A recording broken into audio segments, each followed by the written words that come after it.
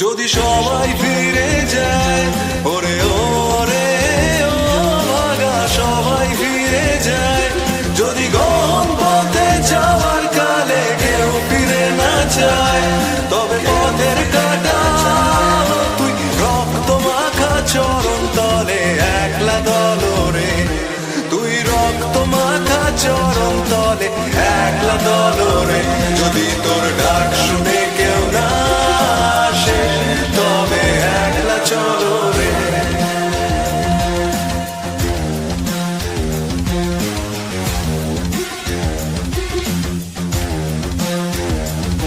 যদি আলো না ধরে, ওরে ওরে ও ভাগা আলো না ধরে, যদি ঝড় বাদলে আধার রাতে দুয়ার দেয় ঘরে, তবে বজ্রানলে আপন বুকের পাঁজর জ্বালিয়ে নিয়ে একলা চলো রে, আপন বুকের পাঁজর জ্বালিয়ে নিয়ে একলা চলো রে, যদি তোর ডাক শুনে কেউ না আসে তবে একলা চলো রে।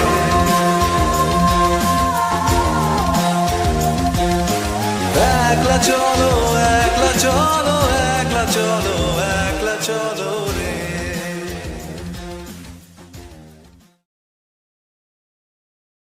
Hi guys, thank you for joining the live stream. And cigarette smoking is injurious to health. Smoking causes cancer. Do not smoke, guys. This is a cancer stick. Just finishing mine because I'm insanely sleepy today. I'm not usually sleepy at this hour, but I am today because I haven't had an 8-hour sleep in a long time. And the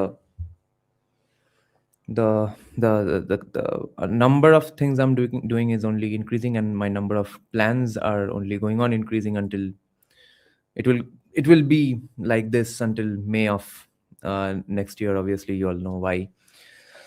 Holy shit. So I'm desperately in need of feeling a little fresh and awakened. So I just made a cup of coffee and lit up a cancer stick. Yeah, I'm sleepy. This is my second last cancer stick in my box. I'm not endorsing any brand, Rohan Dante. Does nicotine feel better? Only while smoking it. Right after I finish the cigarette, I'll feel horrible. Christ Panchami. Yes, Neon. I'm yet to see it. The problem is I'm not being able to follow any philosophy, sociology, international politics at all. And it's not even like I'm putting an effort into this, but I'm just organically by default 100% focused on just Bangladesh and West Bengal local politics right now. My single point goal right now, I've never been this focused. I don't know when, maybe before a band competition or something, or ISC, ICSC. I'm that invested right now in doing all the stuff that needs to be done. So I'm following a bunch of news channels all day, keeping track of things, trying to get a wind of things, connecting dots by, and the dots are 15-20 minute videos of information from different news analysts, YouTubers, and news items, etc., and keeping track of how stuff is going, how people are thinking, especially in my own constituency. I am trying to make sure that everything that is in the interest of Bengal happens. People vote according to the interests of Bengal. So today I went to a Shraddh ceremony of a close relative in my neighborhood only, and there were just two people, one couple, who are beyond saving, who are going to vote for the ills of Bengal only even this time, even though they have not been from such families. One of them, the husband is a far left commie, and the wife is a that BBK CPM supporter, used to be. Now they are all voting for Trinamool because they want to prevent Hindutva, fascism, etc. Everyone else in my CPM family, CPM supporting family, secretly, after a lot of deviations, admitted that they are planning to vote for BJP. And in fact, I met a CPIM party worker as well, who practically admitted he's voting for BJP because I said that he was saying that yes, this time we must vote her out, etc. So I said, yes, this is what, uncle, y'all were the ones who were preventing it. You all were calling them Hindutva fascists. He said, what Hindutva fascist? How can you just, why should someone just label them that way? Isn't what's going on is also fascism? I was shocked. What the fuck? So that's how it is. Randante 3 to 4 a day.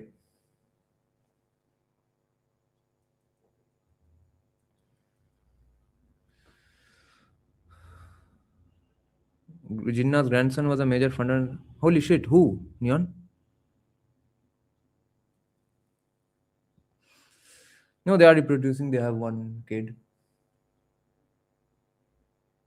Those kids won't be in their parents' path because that party won't exist. I see, Rishabh. Yes. Many in the police, I think, have flipped.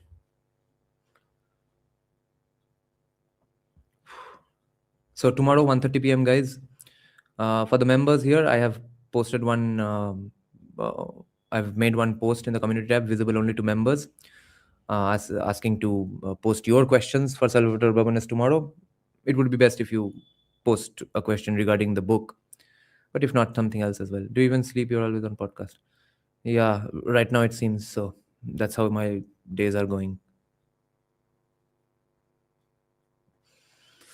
Thanks to the Chinmay Mission trip, I have been able to cut down on my cigarettes by a gigantic amount. It had increased a lot right before Chinmay Mission, and a lot of other bad habits have gone.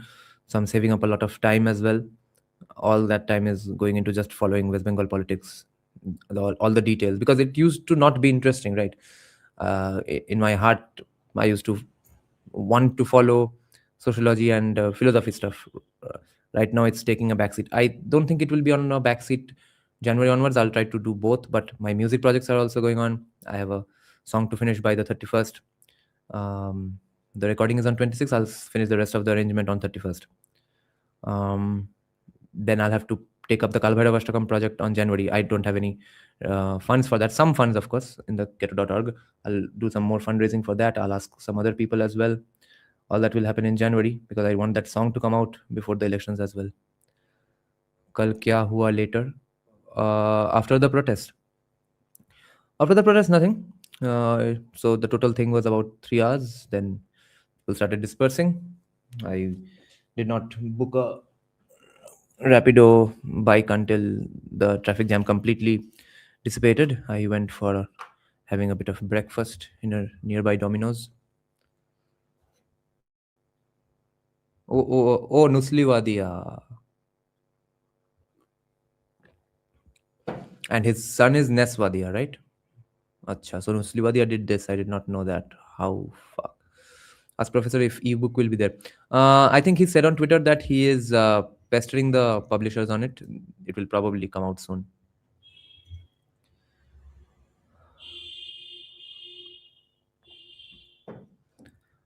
I'm studying Dharma Democracy only because I need to finish it by tonight.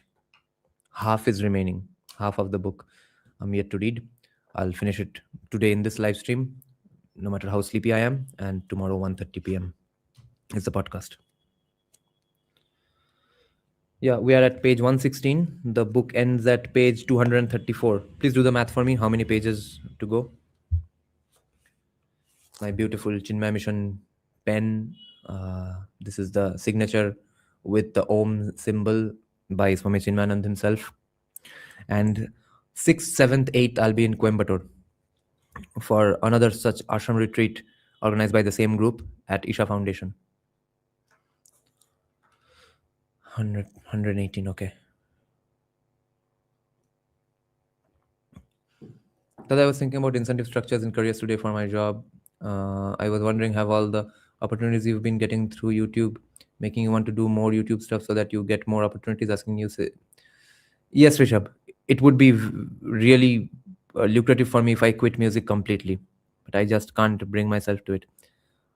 all the signs seem to be that, because I'm so getting so much recognition and kind of success, although if not financially, the stuff I am getting is, I mean, so many people would dream for it, right? Some of it you all know, some of it you all don't know, and all of that with just 15,000 subscribers. And this has been my hobby. And music, I've started practicing playing guitar, learning guitar since I was in class 9 in 2007. So I've practiced guitar for hours, for years, playing metal. Then I got into sound engineering, started learning sound engineering in 2011 or 12.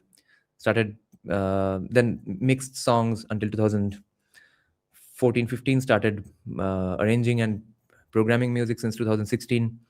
And because of the industry, the state I'm in, that career is still not taking off. It should have taken off. I pretty much, even though me and my team have proper super hit Bengali songs, I have proper legit background score stuff that I can honestly show off to any producer director in the entire country. I would not be ashamed of it. Some stuff I am ashamed of, because some of it was bad stuff because I was not good at the job, and some of it was horrible because the producers, the directors asked me to make changes which turned it into a horrible product. But there are so many projects that I can show off with a lot of pride, and so many of my best songs have not released for some reason or the other. For example, that one song I keep talking about with Shahid Malia. Now with the kind of sound that Dhurandhar has made popular, that's the sound I've been pursuing for such a long time, and that's not going anywhere. But I've invested so much of my love, time, dedication on this for so many years. I still don't know how can I just leave it at one stroke and get completely into books and YouTube. Maybe that's what people call a sacrifice, but sacrificing music from my life just seems like killing one part of me, just killing the child in me, saying that, yeah, fuck off, I don't need you anymore. That's why I'm in a huge dilemma for about 1 or 2 years now. Where can I listen to your my mainstream stuff? Though you can check out some of the Bengali stuff, Ailoma Barite, etc. One Hindi song, it has 2 million views. I don't remember the name. There was some famous Hindi serial guys in that video. Um, Ailoma Barite has 28 million views.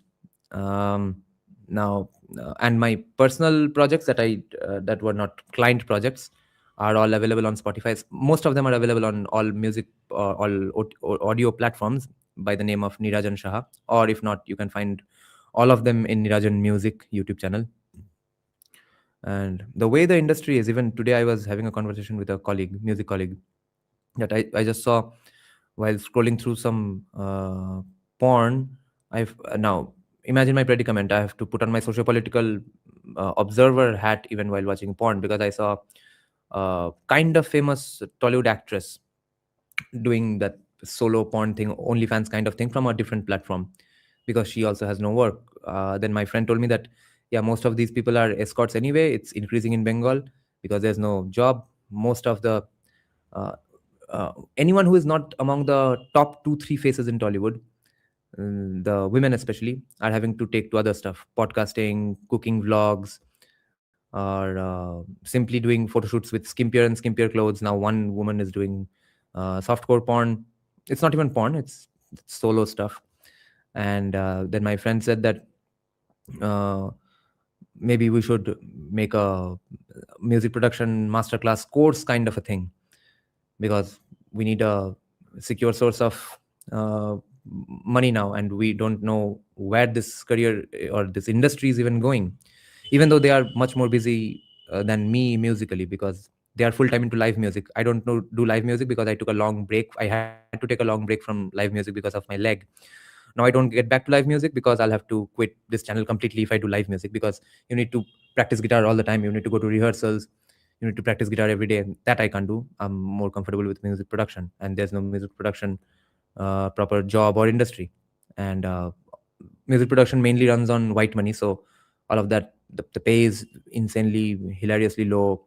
It will come after 5 6 months after you pestered them after with countless phone calls, whereas in live shows it's practically black money. And even my friends who are more, who are busier than me in music, even they are losing hope. They are not even BJP supporters, and even they are saying that we want to vote for BJP this time because the industry is fucked.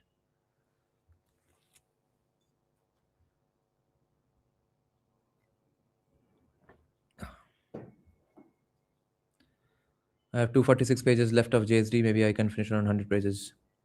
Okay, India versus Bharat. Good. India, Bharat, Pakistan will start someday from our membership live streams.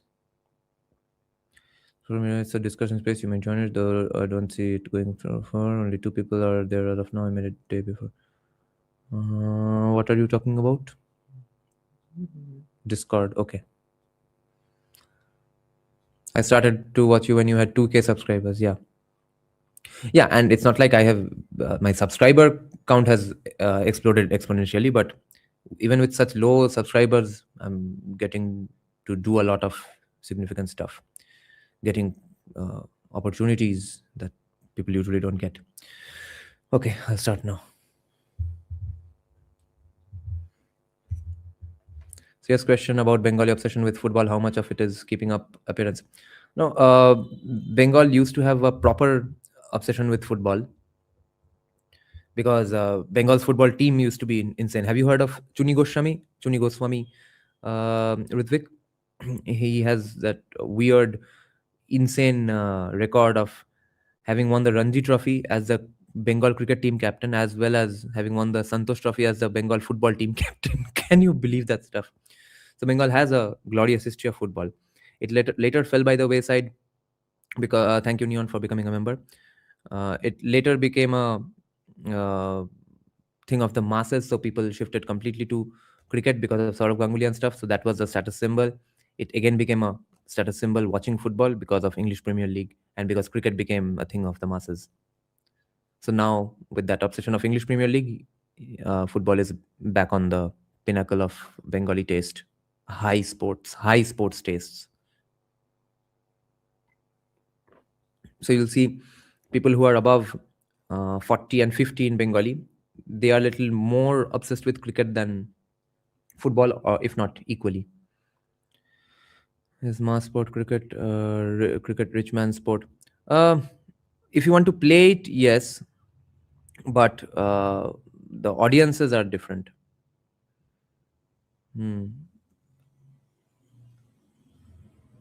Hey, I know who Ludwig means. What's his name? The man who recently died. He had Parkinson's. What's his name? Bengalis? Oh shit! There's a famous doctor who shares the same name as well. Chuni Goswami and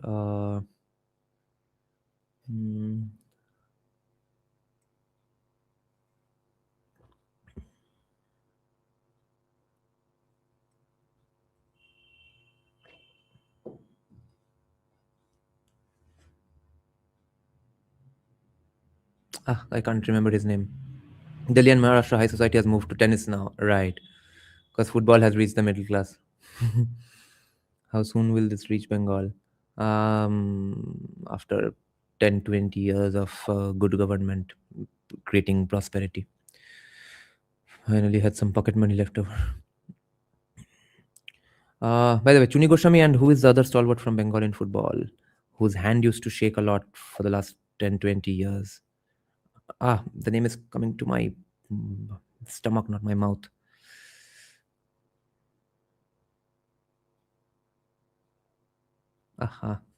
I'm sure some Bengalis will talk about him. Okay, I'll start reading now. He used to be the coach as well, right? কি এবার কেউই নামটা জানিস না?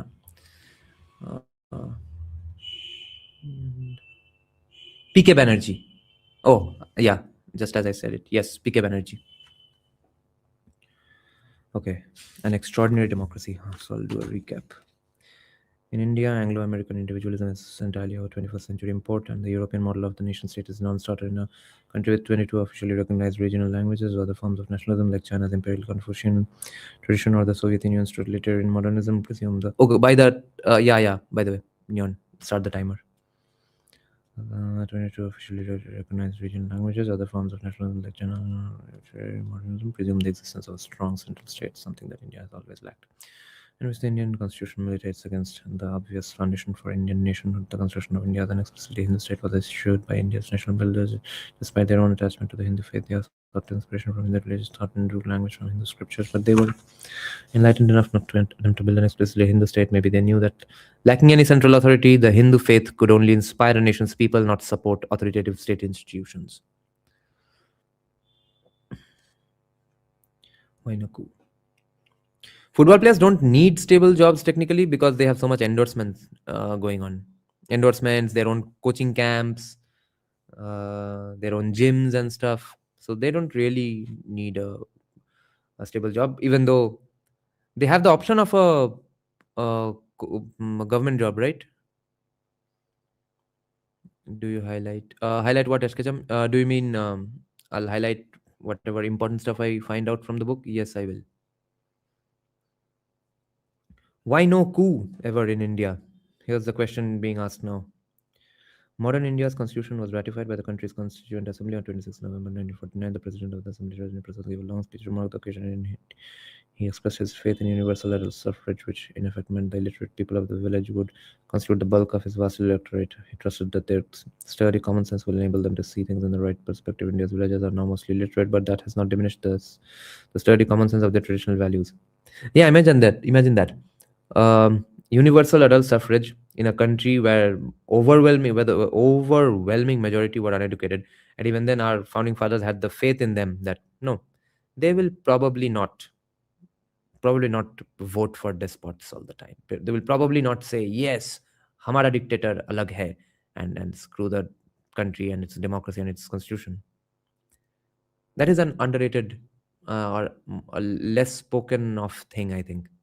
How our uneducated masses even didn't vote for or even ask for a despot. Maybe they wanted it in their hearts, but the mainstream narrative and discourse created by Congress also did not really push for that. Even though they acted like despots, but they always maintained a facade. This is why I always believe facades still are important, guys. They always maintained the facade of a democracy. Without that facade, people would start saying that yes, mera dictator alag hai, and start calling for a dictatorship. They never did that. Very interesting. Eye-opening podcast. Which one, Alapon? Mine with Rohan Nag.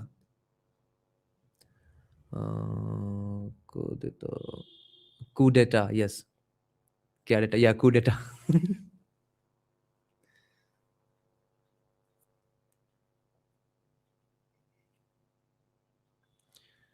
India's village study. Even today, the majority of Indians still hold values that would be considered extremely traditional by the standards of Western democracies. For example, more than 95% of Indians believe that to be truly Indian, it is important to respect the army, to stand for the national anthem, and most of all, to respect elders. Less than 0.05% of Indians report having no religion. Traditional village values like these are not generally associated with the development and persistence of democracy, nor are supposedly authoritarian values, quote-unquote authoritarian values like commitment to law and order. From the time the World Values Survey was first administered in India in 1990 through to the most recent survey in 2012, Indians consistently rated maintaining order in the nation as a top national priority, far ahead of protecting freedom of speech. Yeah, or giving people more say in government decisions. Western political theorists might read into such values a proclivity for dictatorship, and indeed, in the Western context, it may be true that prospects of democracy are bleak, where emancipative, non traditional values remain weak.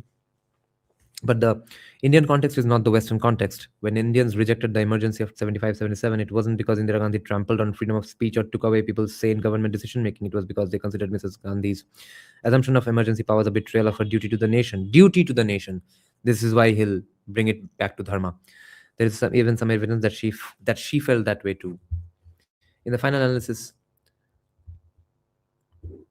India pulled through the emergency because Indians refused to accept a transition to dictatorship. That simple proposition may seem almost tautological, but in light of the available historical evidence, it is much more. In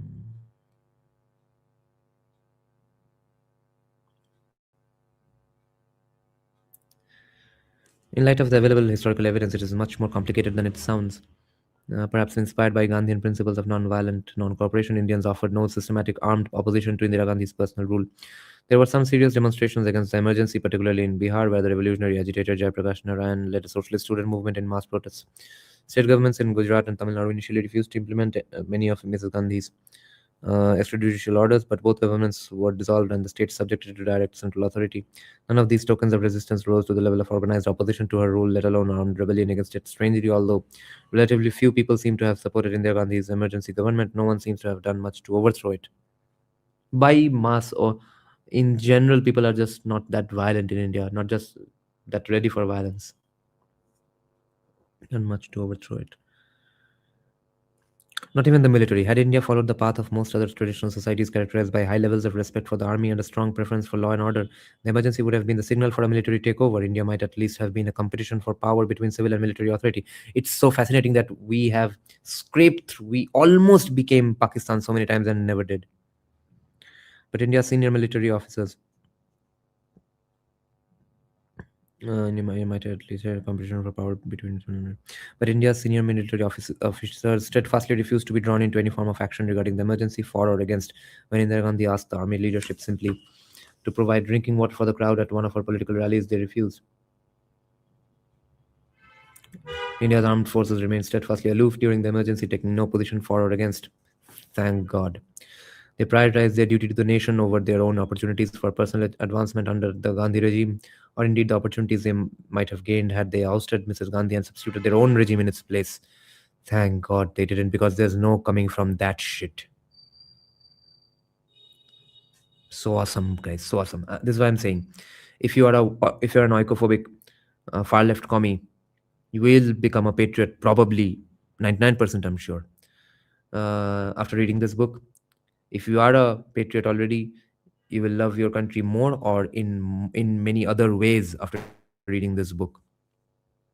This is this is a gold mine. This book. This is incredible stuff. The contrast with Pakistan is striking. The contrast with Pakistan is striking. Yeah, no shit. It's called parochial culture. I answered on behalf of Dada earlier. Okay, Scottish village.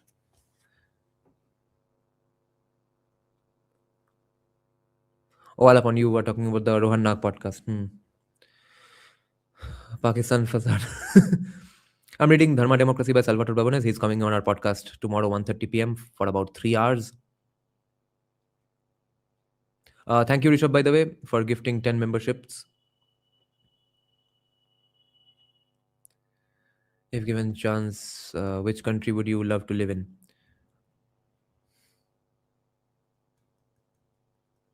I don't think I would love to live in any other country than India anymore. Other than India, not anymore, because I know how those countries are operating, frankly. Because now in 2025, not leaving India. At best, probably UAE would be fun, but um, not that significantly. Because I have always said that what country would you rather be born in? In that case, I've said not just any country, but specifically Texas in USA would be fun, and the St. Andrews area in Scotland would be fun. But if you are asking me in 2025, would you rather shift to another country? No, I'm not going to. But I really want to settle in Goa someday. Someday very fucking soon.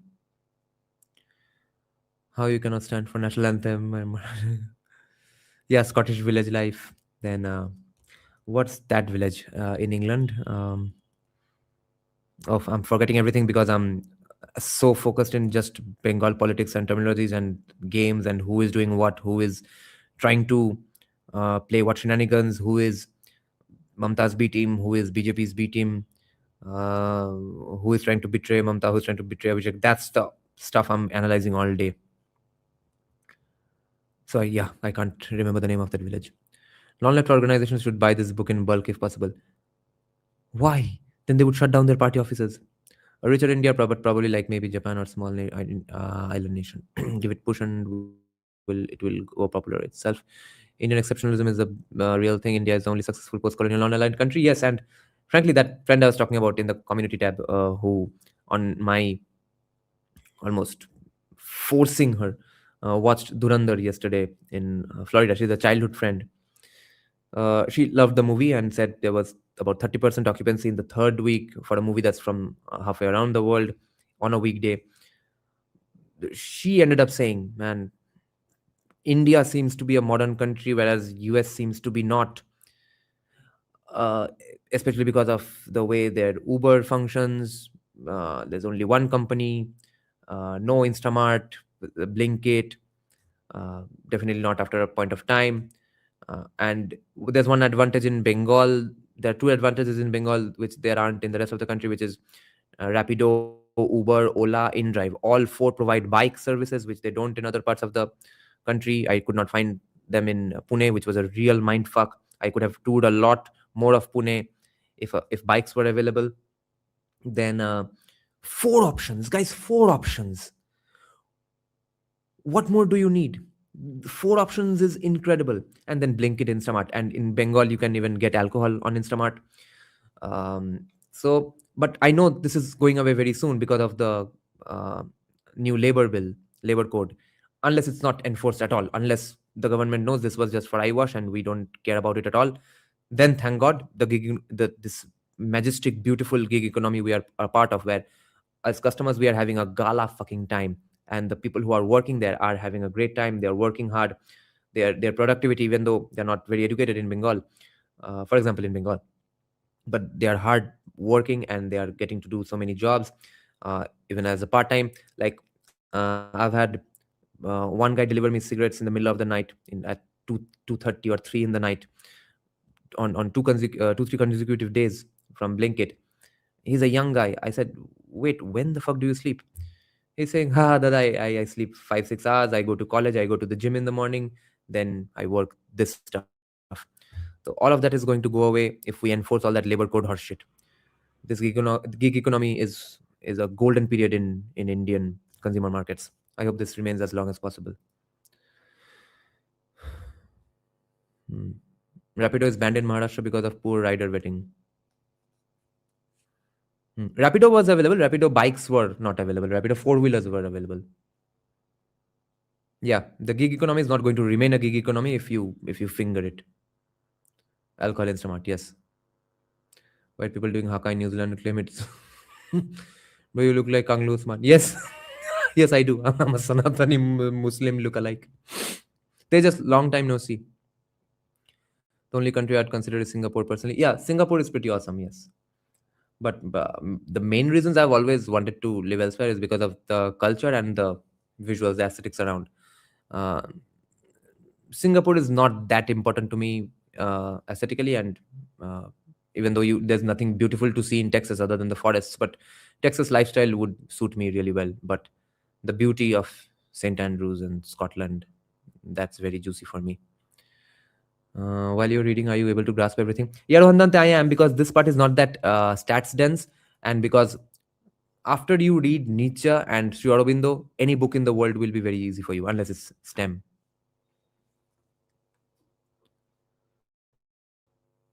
Okay, back to the book.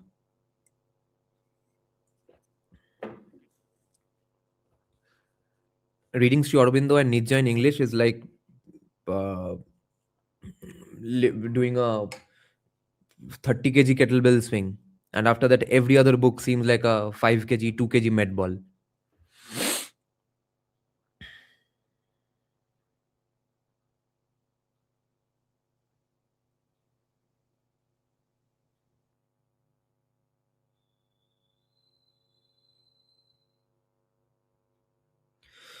The contrast with Pakistan is striking. Post 1947 Pakistan, which comprised the present day countries of Pakistan and Bangladesh, inherited the same British institutions as post 1947 India.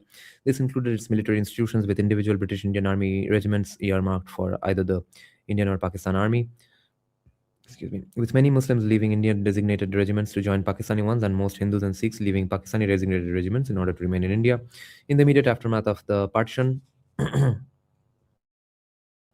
more British officers stayed on with Pakistan Army than with India's, and some British officers even served with Pakistan units during their 1947 invasion of Kashmir. Yet it was the Pakistani army that seized control of the country in 1958 and arguably never afterward fully relinquished it. Yeah. The difference here in, by the way, There's one insane podcast that Vad did recently with that man Iqbal Chand something and another Bengali man Shubroto something. There was some insane, fascinating stuff discussed. Do watch that. That a podcast you should not miss. But I was very iffy and apprehensive about listening to anything that man Iqbal Chand has to say because he has said a lot of insane things about Netaji, which frankly, even if are true, are just so unswallowable as a Bengali that I didn't listen to it because I just got so triggered. And because there's, if I say those things out loud anywhere in Bengal, I'll be a social pariah. So I thought, well, okay, who's this attention seeker? Screw this. But then Vad keeps, Arihant keeps bringing him back on his podcast repeatedly, and I have a lot of faith on Arihant's sensibilities. So this time I checked out, and the topic was much more different, and they have discovered and researched some insane stuff about India's intelligence operations, guys, from Raw and IB. Do check that podcast out. Yeah, the 1971 War podcast. What the fuck? What the fuck? Holy shit! The stuff Indian intelligence agencies have done. My God.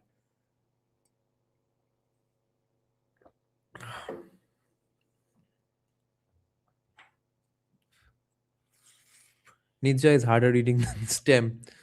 Uh,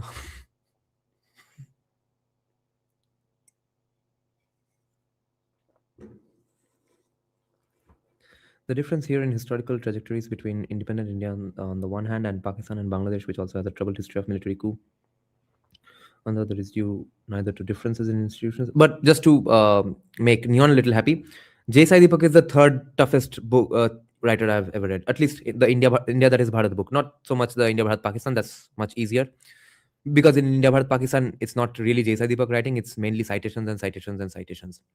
That okay, you had so much problems with my first book. Here, I'm not even writing much. I'm just directing you to read other people. It's just a India Bharat Pakistan is the book equivalent of a live reaction podcast or a live stream. Okay. The difference here in historical trajectories between independent India on the one hand and Pakistan and Bangladesh, which also had a troubled history of military coup, on the other, is due neither to differences in institutions nor even in religion. Right. While it may be tempting to see the problems of civil military relations in independent Pakistan as a typical problem of the Muslim world, the two Buddhist majority countries that emerged out of British rule in South Asia, Myanmar and Sri Lanka, have had similar fraught histories of military involvement in politics, and thus it be surmised that the Hindu religion is responsible for India's relatively benign civil military relations. One need only look north to Hindu majority Nepal, where the military has always been deeply involved in business, government, and society.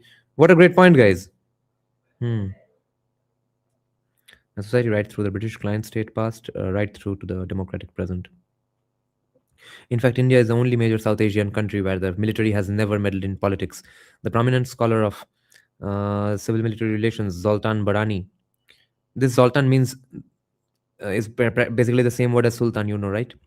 Zoltan Barani finds it remarkable that in India, the state's control of the military has remained virtually unshaken because India ticks multiple risk factors, including especially the routine use of the military to quell internal insurgencies. But India's military, or at least its office corps, has always respected civilian rule. Barani's fellow political scientist Akhil Shah attributes this to the normative restraints on military officers built up over years of professional socialization that acted as a bulwark against. What the fuck does it mean? This is just a random slogan sort of a thing. It does not mean anything. What is this normative restraints on military officers built up over years of professional socialization that acted as a bulwark against potential praetorian tendencies even when the broader political structure became permissive? Is कुछ explanation देना था, दे दिया random एक word salad बना के. In other words, future army officers are not born embracing democratic behavioral norms. They are socialized into them. Why couldn't that be done in Pakistan?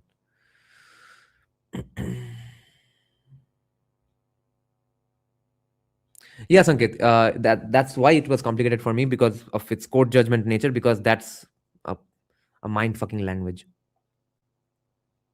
Sequential circuits problems are a little tricky. We are talking about engineering, right? Anshu Pandey, can you recommend some books on caste, Varna, and Jati on Indian perspective? Dipankar Gupta's book, Interrogating Caste. Max Weber's book The Religion of India, and I would recommend a bunch of papers. Mainly, if you want a gist first and foremost, check out Irfan Habib's 1997 paper, Castes in Indian History. It's a small 23-24 page essay slash article, or you can check out a live stream of that article, discussing it, elaborating on it completely. It's under my, yeah, check out my playlist called Caste Papers. Okay, if somehow you manage the time to listen to all of them, you won't need a book specifically to learn this. All the papers we have discussed, it kind of pretty much does the job. In Pakistan, Punjabi landowners are military and political leaders, both. So they mix the two. In India, it's too diverse to pull this off.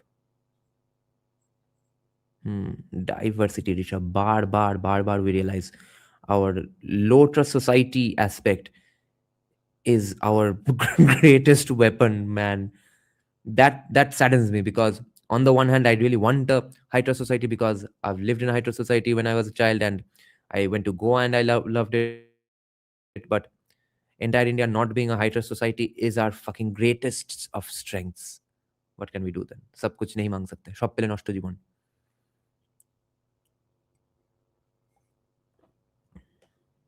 I don't understand why Kushal isn't convinced of our definition of caste dynamics.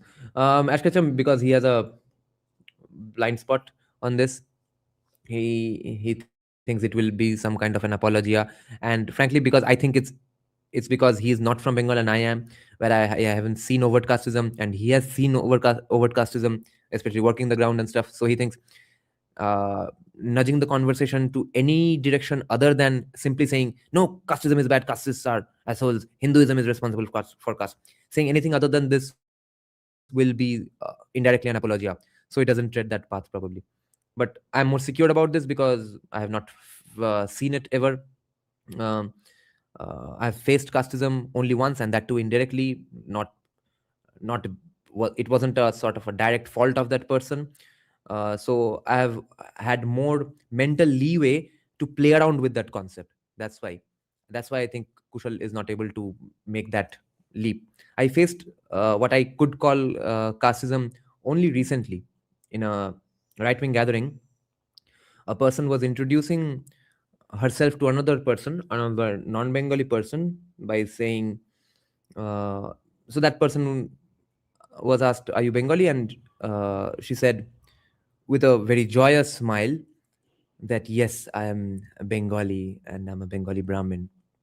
And I was sitting nearby, and she knew, and the person who was being told was also a Brahmin, and both of them knew I was sitting nearby and I'm not a Brahmin. And I thought, holy fuck, that made me feel pretty shitty. That made me feel left out in a conversation, and somehow a lesser of a person, even though I have nothing to do with it. I can't help change the position in any way. It's just because of my family lineage. I guess this is what casteism feels like in a very, very miniature way. But then that person was insanely helpful in many other things in the next few days, and went out of their ways to help me. And I could not, for the life of me, figure out how is this person a casteist. Like, if you told me that person was a casteist, except that without that incident, I would never believe you that that person is a casteist. And that person is not directly overtly casteist.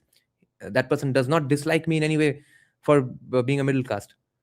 But that's just how it is. She was proud of being Brahmin, and I can't be proud of being Vaishya in front of a person who is saying Brahmin, because that seemed more important somehow. That was a weird thing, and it's even more weird because I can't, therefore, I don't know what to make of it. I felt bad at that moment, and then I saw that person does not really have any, does not see me as as something lower. Then what is this situation? It's just weird as fuck.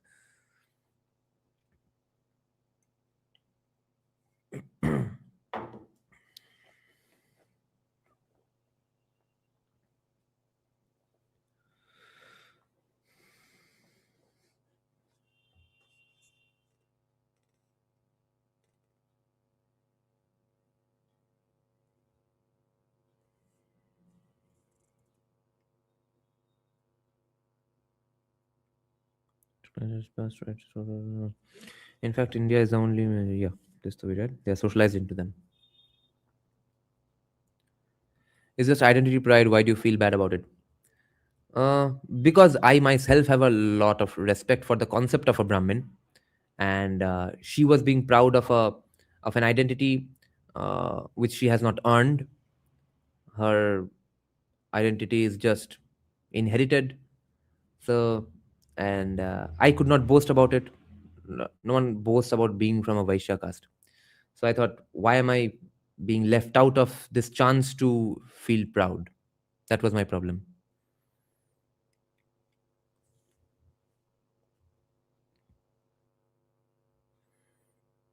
Hmm, pretty much. Especially in front of a non-white person, I guess, if they're proud of being white. Just weird.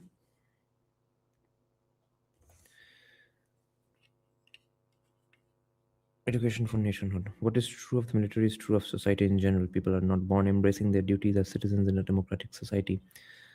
They are socialized into democracy, whether through public education, as in the United States, or through parliamentary debates, as in the United Kingdom, or even through the propaganda of an occupying power, as in post-war Japan. In India, informed opinion, propaganda of an occupying power, as in post-war Japan. Lol.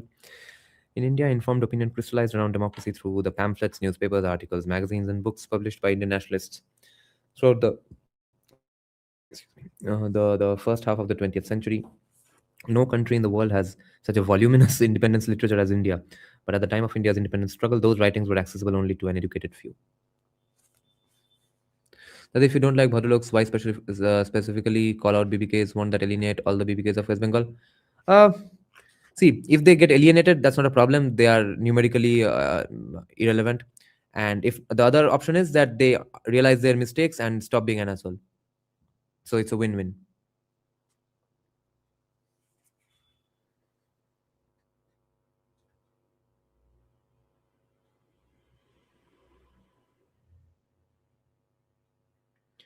Prasad's sturdy villagers did not learn democracy from the editorial pages of the country's elite English language newspapers. They were socialized into democracy by those who ventured out into the villages to teach it.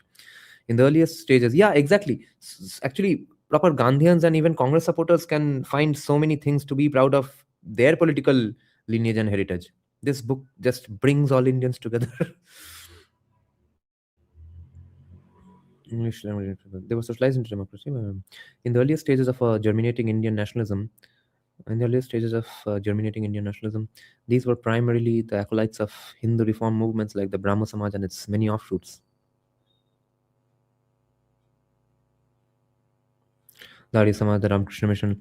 These organizations did not explicitly teach democracy, according to the American Indologist Gerald James Larson. They shared a primary focus on developing among the people of India a self confident national awareness that will provide a solid foundation for India as a modern nation state. Even as the INC and other national liberation organizations were working to shape the future Indian state, Hindu reformers were working to shape the future Indian citizen. Listen to this. What beautiful PR. Even as the INC and other national liberation organizations were working to shape the future Indian state, Hindu reformers were working to shape the future Indian citizen.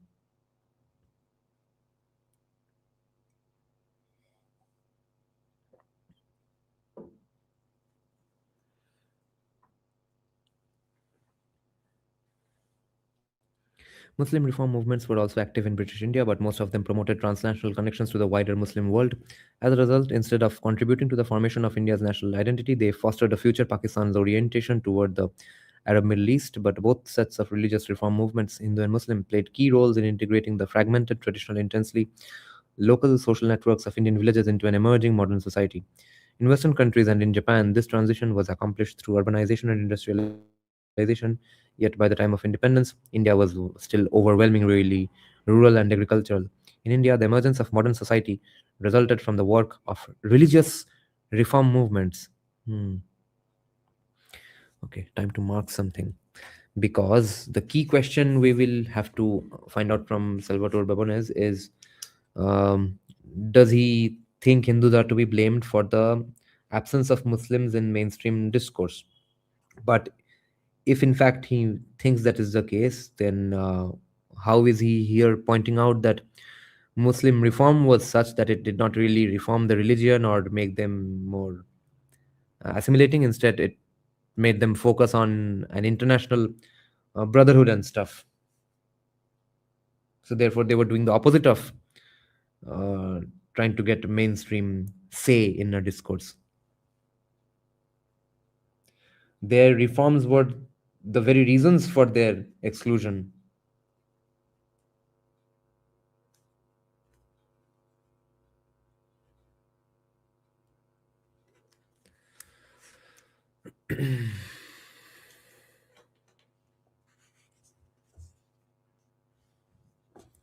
India's Hindu reform movement sought to unify Hindu society by teaching the intrinsic unity of diverse religious experiences, promoting a sense of shared cultural heritage based on works like the Ramayana and the Bhagavad Gita.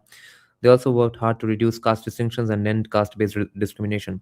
Crucially, their work penetrated to the very base of society, cutting across the social barriers that traditionally separated different strata of Hindu society, though they were, for the most part, not directly involved in India's national liberation movements. Hmm. They nonetheless prompted a reconstruction of nationalism, a necessity if the movement were to penetrate beneath the English educated intellectual groups, and an Indian rather than a neo Western nation were to be created. The reconstruction of Hindu society undertaken by India's 19th century Hindu reform movements thus constituted a kind of education for nationhood. Wow, what a beautiful thing to say. The reconstruction of Hindu society undertaken by India's 19th century Hindu reform movements thus constituted a kind of education for nationhood. These organizations did not explicitly promote the development of an Indian nation, Hindu or otherwise, but they did help create the conditions under which a single unified Indian nation, or at least a unified Hindu nation, could emerge. At the time of the Mutiny or Independence War of 1857, it really was true that, in the words of Winston Churchill, India was a geographical term, no more a united nation than the equator. By the time the independence struggle kicked off in earnest after World War I, India was a nation in formation. It was not clear what exact form the Indian nation would take. Indeed, the character of the Indian nation is still hotly contested, but it was clear that India would be a nation. It was clear that India would be a nation.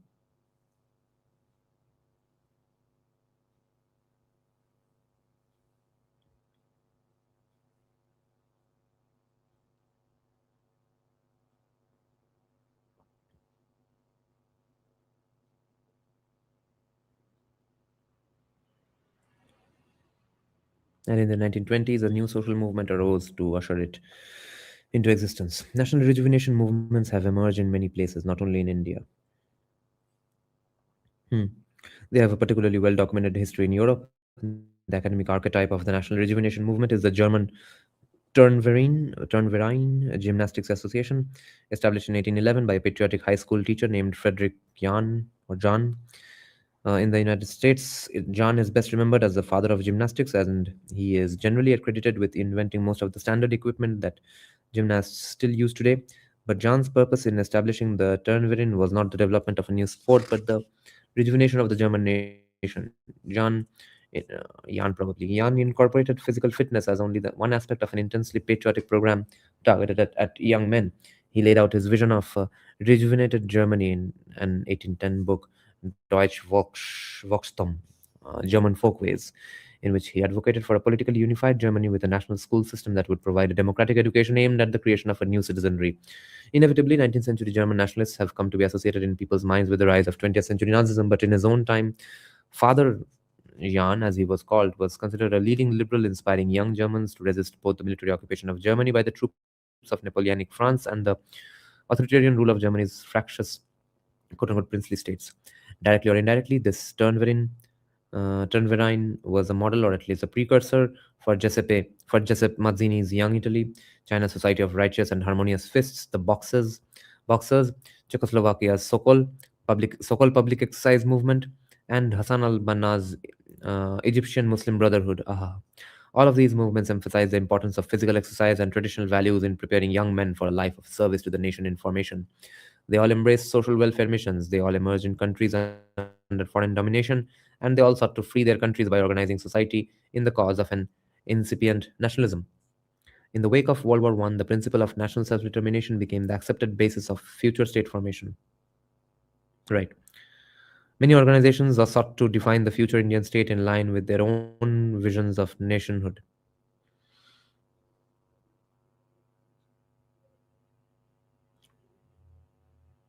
Right.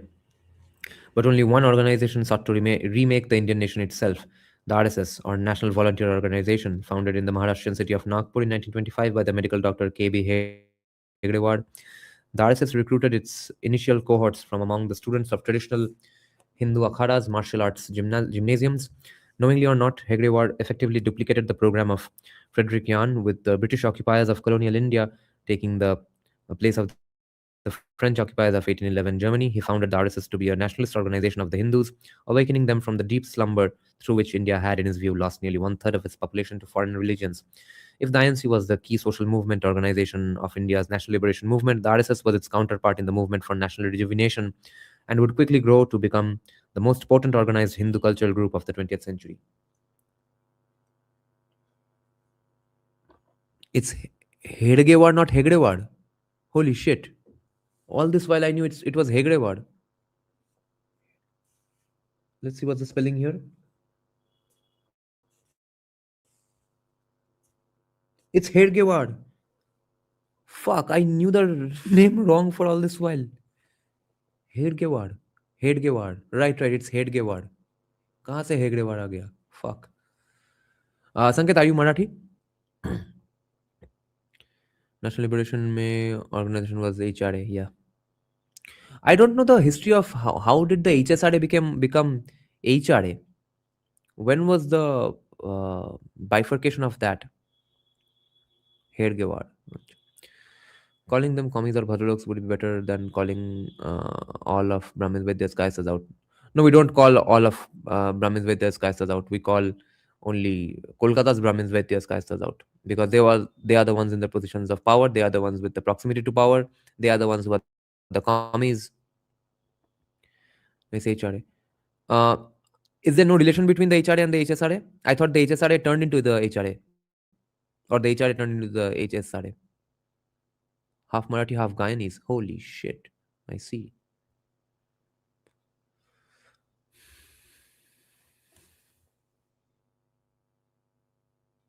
Maybe some being more vocal about your own caste and not trying to hide it like it is inferior will be the first step. No, Saurabh Naik. Yeah, that's a huge long term project, but on an individual level right now, you can't get away with it just by being proud, because when someone says they're a proud Brahmin, uh, that definitely puts everyone else, at least in the eyes of everyone else, they are something way more special than a proud Vaishya, proud Shudra, whatever. Everyone can be proud in their own ways, but being a Brahmin is definitely uh, implicitly more cool and awesome thing than everything else. Righteous and harmonious fists.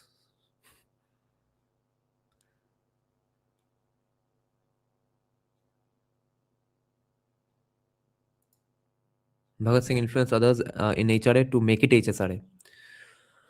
Acha, acha.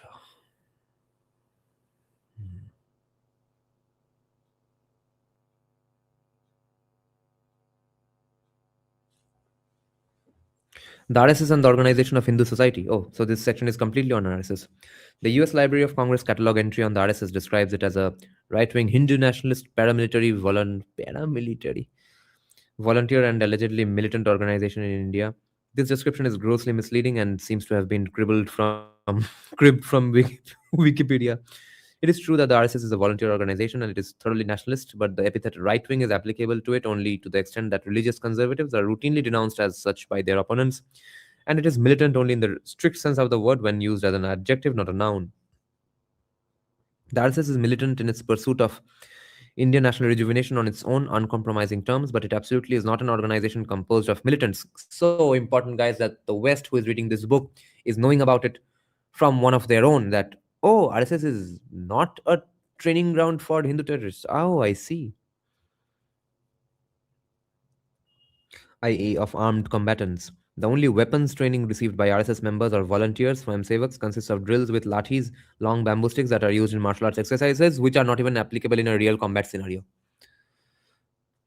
Similarly, the RSS is absolutely not a paramilitary organization, at least not under any ordinary dictionary definition of the term. The organization has never engaged in terrorism, but has never been known to stockpile firearms or explosives. The label seems to have been applied simply because RSS Swamsevaks wear uniform khaki pants and white shirts shirts at formal meetings. It is true that individuals associated with the RSS have been involved in deadly riots, and much invective has been mustered to assert that the murderer of Mahatma Gandhi was a quote unquote member of the RSS. Though this was little. So Godse was in Hindu Mahasabha or RSS? That's so confusing.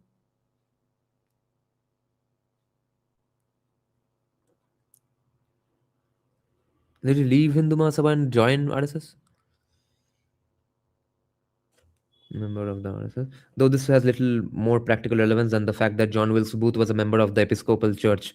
The assassin Nathuram Godse reportedly attended RSS gatherings, but there seems to be no evidence of him having ever had any ongoing role in the organization. Violent criminals have passed through the doors of every inclusive community organization, and participation in RSS events is open to all Hindu men. Thackeray was the one who called for actual militancy, but that never came to proper fruition. Yes, people are just not violent in India. Sudeep, I'm talking about Godse. The RSS is commonly described as a Hindu nationalist organization, including sometimes by the RSS itself, but even that description is not as straightforward as it sounds. The organization has always maintained that the word Hindu is tantamount to the word Indian, to quote its long serving Sarsang Chalak, respected leader M.S. Golwalkar. At a surface level, the RSS is a Hindu nationalist organization in the same sense that continental Europe's post war Christian democratic parties were Christian nationalist organizations, i.e., they were founded and staffed by people of Christian faith who took it for granted that their countries were Christian in culture, but they were not tied organizationally to any particular church.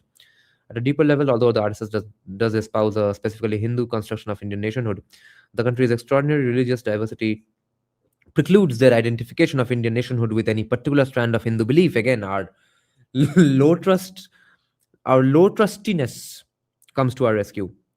The organization assiduously promotes the consolidation of India's Hindus into a single national identity while defining the nation itself in purely geographical terms.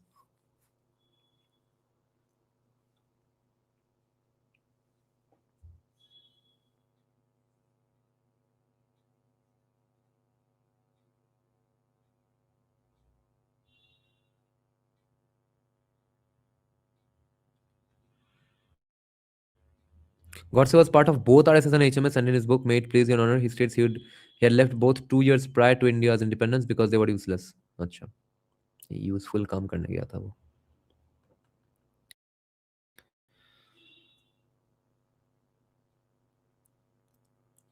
There is no doubt that the RSS is seen as and sees itself as a Hindu organization. It's just that the precise Hindu quality of the RSS can be very difficult to pin down. It is the parent organization of the VHP or World Hindu Council, but this is a studiously non-sectarian organization. VHP was, by the way, founded in a Chinmay Mission ashram campus. The RSS and its wider network of related organizations, known informally as the Sangh Parivar, do excuse me, do not work within any particular Hindu tradition. This ambiguity is further complicated by the inherent openness of Hindu worship.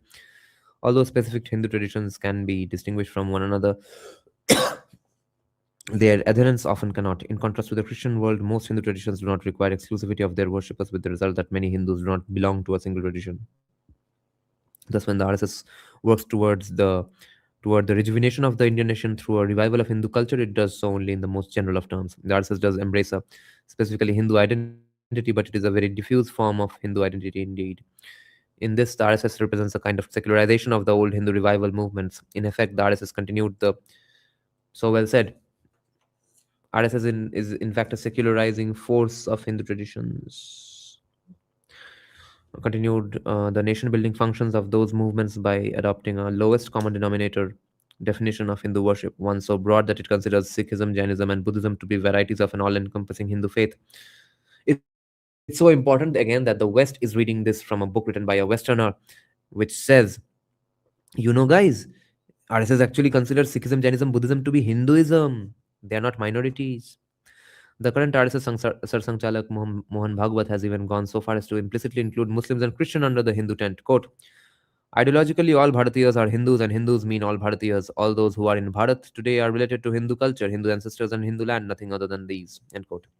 This unsolicited ecumenicalism has often been the cause of much consternation among adherents of other religions, but it is fundamental to the RSS worldview, and it's what Savarkar also said. and the meaning of Hindu nationalism when applied to the RSS. Whereas non RSS commentators tend to construe the term Hindu nationalism as exclusionary, RSS intellectuals prefer to construe the term inclusively. That is not to say that the majority of RSS Swayamsevaks or even full time activists or organizers, pracharaks, behave in ways that are consistent with this inclusive model of Indian nationhood. There is much evidence that they do not, but there is also much evidence that it is the ideal toward which the organization strives. The RSS has always maintained that it is not a political organization, but the current Prime Minister of India, Narendra Modi, built his career working as a pracharak for the RSS and is still closely associated with it. So is his political party, the BJP, which is in effect the political arm of the RSS. Fear of its potential political influence prompted the official suppression of the RSS both before and after Indian independence. The organization was temporarily banned by Nehru in 1948 after the assassination of Mahatma Gandhi, then banned again by Nehru's daughter Indira Gandhi in 1975. Of the 26 organizations outlawed on the first day of the emergency, only the RSS was considered important enough to be mentioned by name in the New York Times coverage of the decree. Among the other civil society organizations banned, only three warranted attention in the more detailed Times of India coverage: the Muslim Earth Service Organization Jamaat-e-Islami Hind, widely considered to be the South Asian analog of the Muslim Brotherhood; the Hindu Spiritual Society Anand Marga, whose sadhus were burned to death by allegedly by CPIM's men on Bijan Setu; and the social wing of the Communist Party of India, Marxist-Leninist or CPIML. Of the 26 banned organizations, the RSS was by far the largest, and alongside Jamaat-e-Islami Hind, one of only two that had a truly national footprint. According to the commission set up in 1978 to document the excess of the emergency, RSS volunteers were detained even in states where the RSS presence was and remains the weakest. They constituted 15% of all political detainees in Kerala, 14% in Bengal, and 7% in Tamil Nadu. Just 50 years after its founding, the RSS had already spread from its strongholds in the north and west of India to establish a meaningful presence everywhere except the far northeast of India. It was and remains India's dominant civil society organization. Scott was banned to be published by our Supreme Leader. Yeah, not Nurse's opinion. This is a long-held belief. But they're considered Gnostic darshans of Dharma and Buddhism, Sikhism, etc. 120.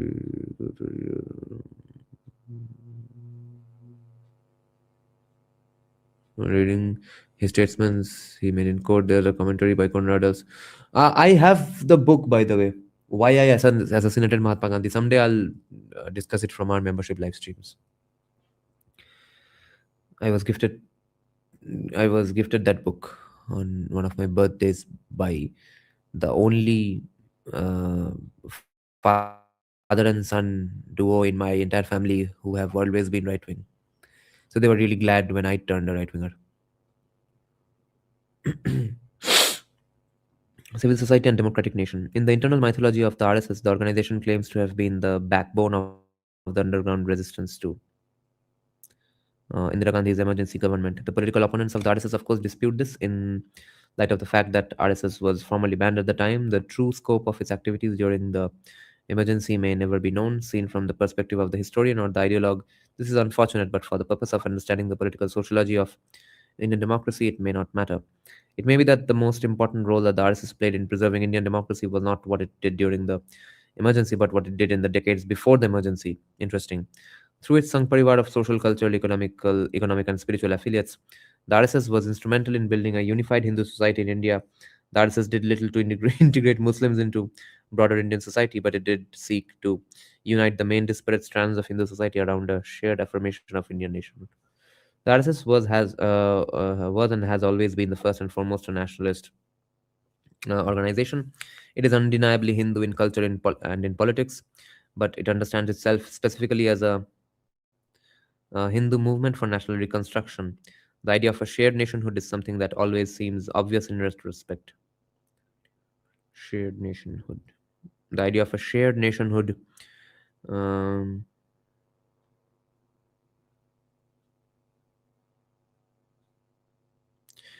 that always seems obvious in retrospect, but it was often less obvious to those who were living before the birth of the nations that we recognize today. Viewed from the perspective of the pivotal years of India's independence struggle, the RSS mission of mobilizing Hindu society in support of the unity of an independent India was a key precursor of the formation of the modern Indian nation.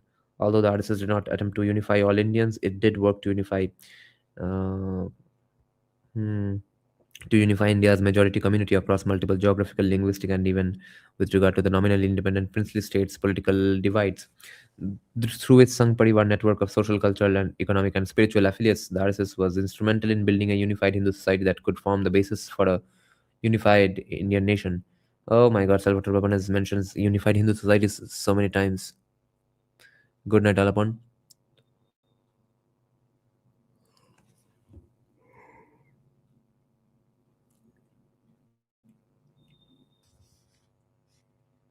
In a deeply religious country like India, it was inevitable and perhaps even indispensable that national identity should have been underpinned by the support of faith based civil society organizations. Indeed, during the independence struggle, the RSS had a Muslim parallel in Jamiat Ulema-e-Hind, JUH, or Council of Muslim Theologians of India, which staunchly opposed the creation of Pakistan.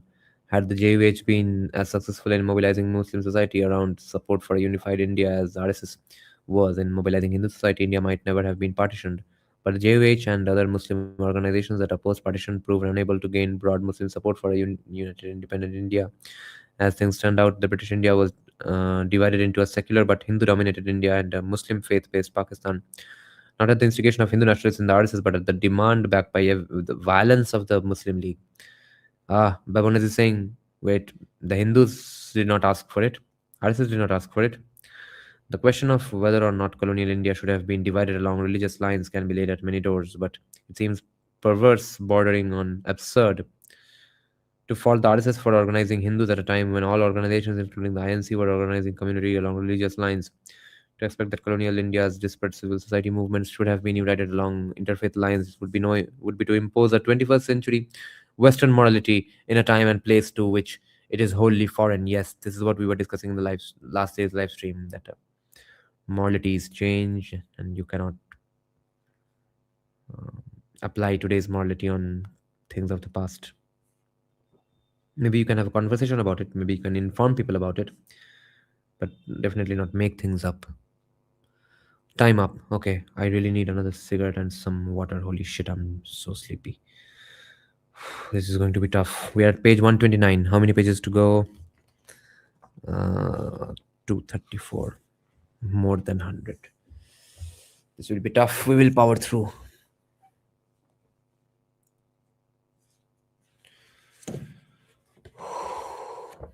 5-10 minute break, guys. Should I get some more coffee? No, my hands start shaking. Can't afford to have more coffee.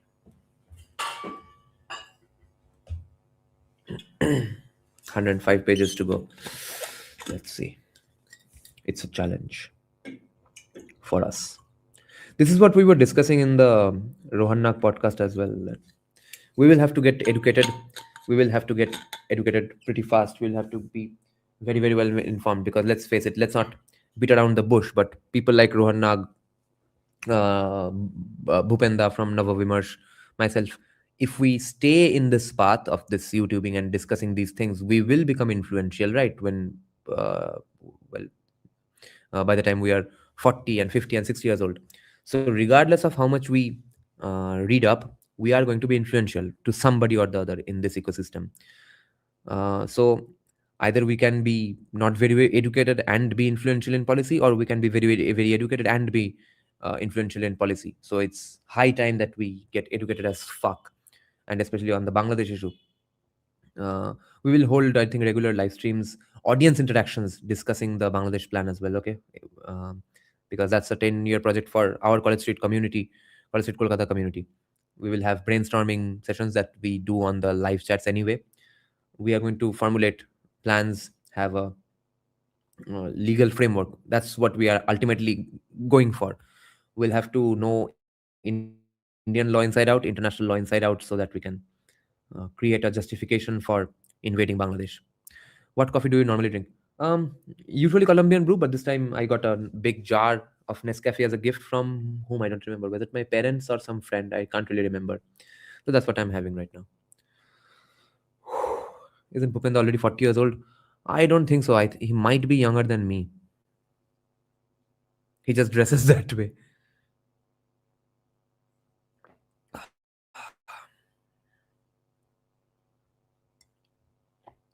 Even water seems nice.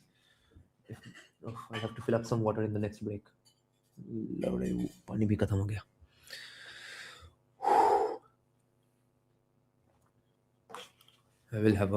I will order some cigarettes in the middle of this live stream. I will need some cigarettes to stay alive, just as a distraction, just to keep my blood pressure high. How old are you, if you don't mind? I'm 34.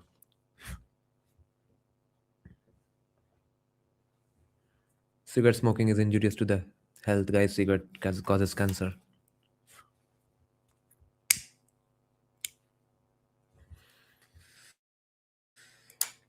It's a race now until May. I'll finish the book, sleep for 4 or 5 hours, wake up, work out, Salvatore Babones's podcast. After that, my friend is going to come. Krishanu is going to come. We'll finish the song. Then 26th morning, 11:30 a.m. Vocal takes for the song. After I come back, podcast with Jaggi Bhasanji for his book, which I have only managed to go through a little.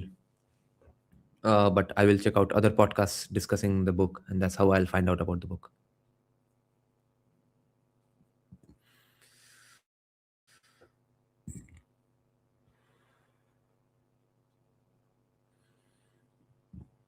কলকাতাতে winter আসেইনি? না না ভাই, এসছে ফাটিয়ে ঠান্ডা বাইরে. Yesterday in our podcast with Rohan Nag, before starting the recording, Rohan said, "Where's that sound coming from?" Even I asked that. I can hear a fan, probably. Maybe it's just a noisy microphone. Someone's noisy microphone among the three of us. Then Bhupenda, out of the blue, says, "Yes, yes, my fan is on." I said, "What the fuck? Where are you?" He said, "It's not very cold in South India even now."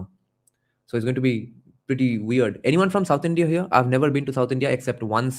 I went to Secunderabad in Bits Pilani, Hyderabad, which is practically in Secunderabad, for a band competition in 2000, late 2011 or 2012. Other than that, I've never been in the south, unless you consider Maharashtra and Goa to be southern states, of course, which they are. But this will be my first time in proper South India. So how cold is it going to be in Coimbatore? Oh, you are from Hyderabad. I'll be in Coimbatore from 6th to 8th. Velo does not have winters at all.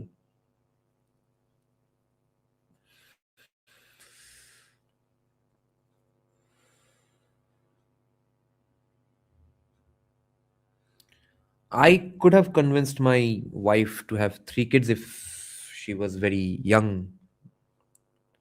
And since I'm single right now, I don't know when it's going to be or who it's going to be. So 3 might not be on the radar.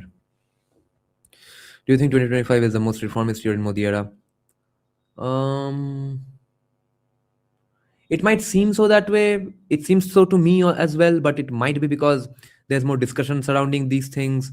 Um, I myself am following these things more now because most of us were not Hindutwadis when Modi came to power. I turned Hindutwadi only 2021, late 2021. So it might be a recency bias. I don't know for sure.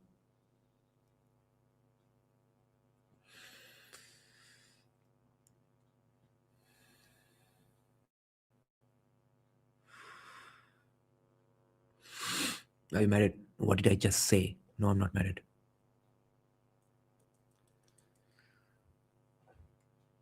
So what's the temperature in Coimbatore right now?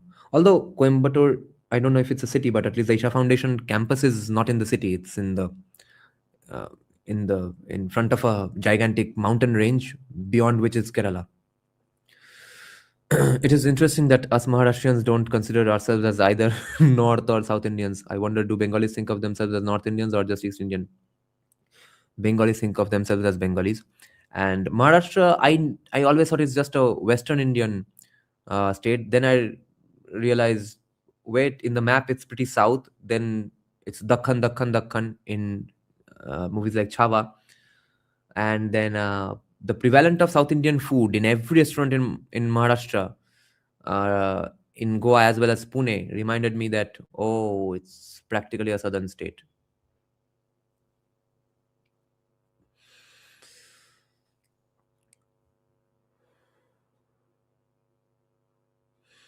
No, Moinak, I won't have time. I'm coming back on 8th itself. The events in the ashram retreat will end at 8 morning. I'll leave in the afternoon and come back by night.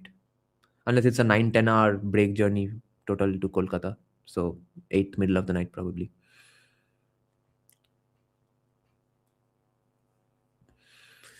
Bengalis consider themselves very far removed from the rest of India. That's how our discourse is. No one knows, no one finds out things about the rest of the country. No one knows what's going on in the rest of the country. It's only changing very, very recently in the last 3-4 years. When Bengalis go to other parts of the country, other parts of the world, they make up their own Kolkata. It's because it's mainly Brahmins, Vaidyas of Kolkata who have the cultural capital to leave the city. So they make up their own Kolkata wherever they go. Oh my god, that's one of the reasons why Bong Connection is such a favorite film of mine. There's a dialogue where um, an NRI guy says to a Parambrata Chatterjee playing the role of a newly NRI guy. He says they are hanging out outside the home of a huge NRI gathering in somebody's home on a weekend, and a beautiful conversation takes place. That more senior NRI guy is telling Parambrata that if you ever plan to go back to Kolkata, give me a call. Parambrata says, "Why? I don't know if if I want to even go back to Kolkata because Salt Lake, nothing is happening there." And that movie is from 2006, and they say Salt Lake Sector 5 is all bullshit. Nothing is going to ever happen in Kolkata. Kolkata is a dying city. That movie was in 2006 in the peak of Buddha Bhattacharya reforms, and that's why a beautiful film. And they say Kolkata is a dying city. And then the senior NRI guy says, "Oh no." So Parambrata asks, "Why are you saying it? Because aren't why don't you go back to Kolkata?" He says, "I'm used to this cowboy lifestyle because the story was set in Houston." So he says, "I can't go back to living a normal Indian life anymore. But these guys are useless." He points to the home behind them. They were hanging out, having a smoke outside the home. They are kind of stuck. They don't know where they belong. They won't give anything back to India. They don't earn enough to drown themselves in money. They won't give anything back to America. They won't invest in India. They'll just stay here, watch Z Bangla and ETV Bangla. It used to be a channel back then. I'm sure you all know because ETV had branches in every language. And they'll have their machel chhol here and watch their Bengali serials here in Houston. That's all they'll ever do. Houston is not Texan in Houston, Austin. Yeah, even main Austin city is not very Texan because so many NRIs live there, but Joe Rogan lives in Austin, so he makes Austin very Texan now.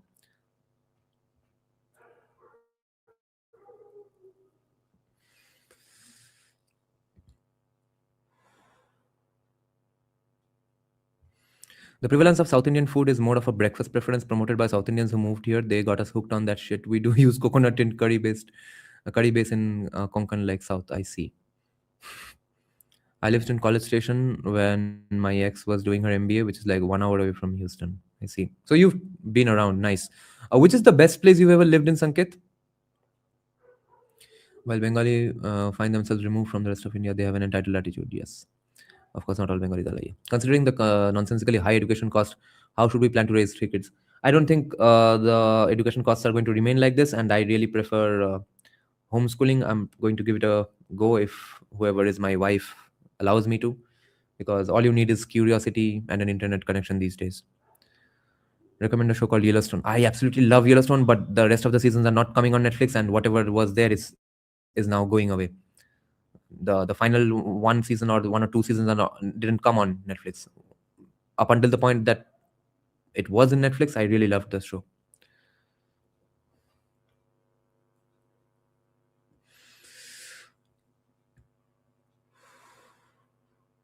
Why was Miami awesome? Boston I can understand because of the culture, the vibe. It's such a nice university town as well. Harvard is in Boston, right? Berkeley is in Boston. Yellowstone is in Hotstar. I don't have Hotstar.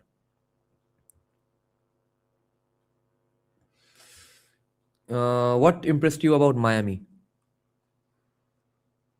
The just the sea and the sun, or the bikinis? Boston is mighty cold, so I was in Frost School of Music. Oh, I forgot you are a musician. Yes, so Boston would be extra fun for you. Do you know Sanket? Have you ever heard Dream Theater?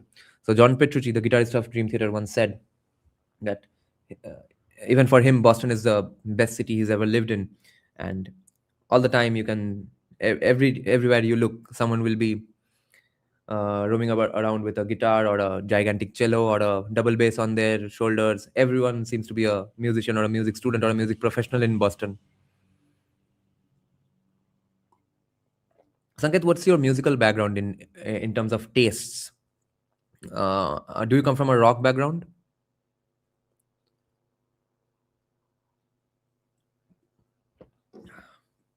I will see Dream Theater in February in Kolkata. I will now get back to the book.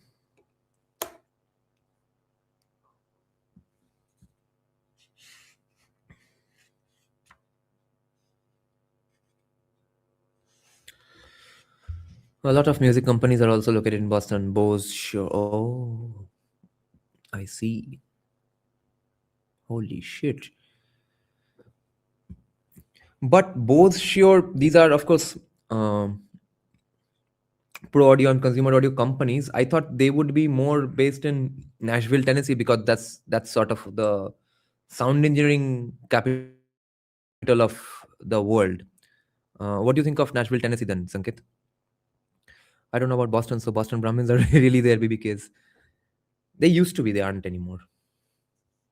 Although I think there are some studies which show that it's those families who still dominate in the dark cigar smoking corners of the country, who are the richest, most influential in politics, etc. If that is in fact the case, so then the Boston Brahmins are still the BBKs. Civil society and the start the timer again. Then I'll check out some comments every now and then. Neon, start the timer. Haven't been to Nashville, unfortunately. Maybe once during a road trip, but that was when I was stoned-ish. Yeah, but Nashville, Tennessee has the best studios, right? Have you seen Blackbird Academy and the Blackbird Studio?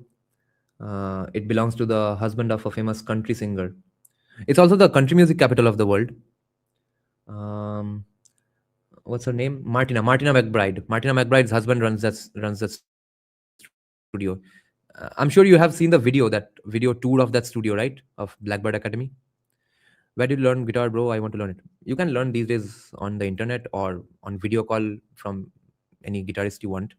I learned it from an elderly gentleman. I learned it for 6 months from a person called Taposh something Dash or Mukherjee. He used to be an orchestra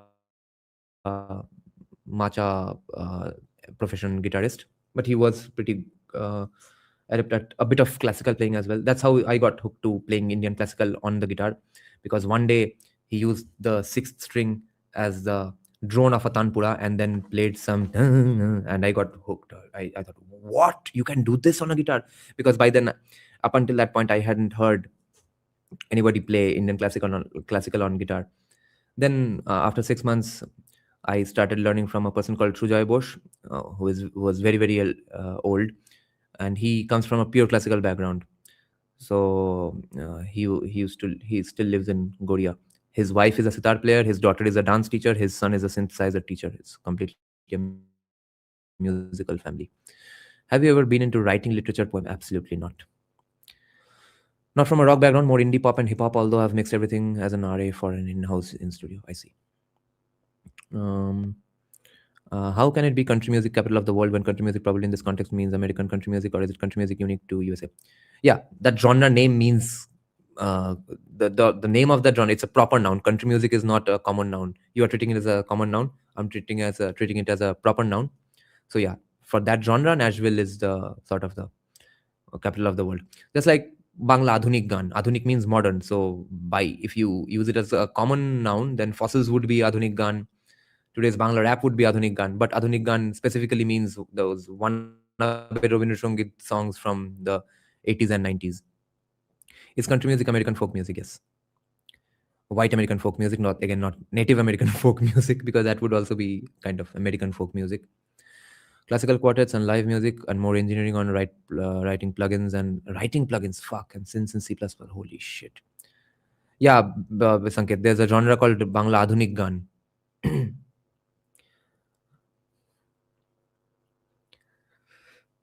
Civil society and the democratic nation. In the internal mythology of the RSS, the organization claims to have been the backbone of the underground resistance to Indira Gandhi's emergency government.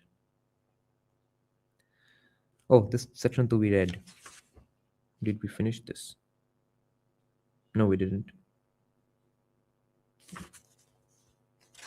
Yeah, we did finish this section.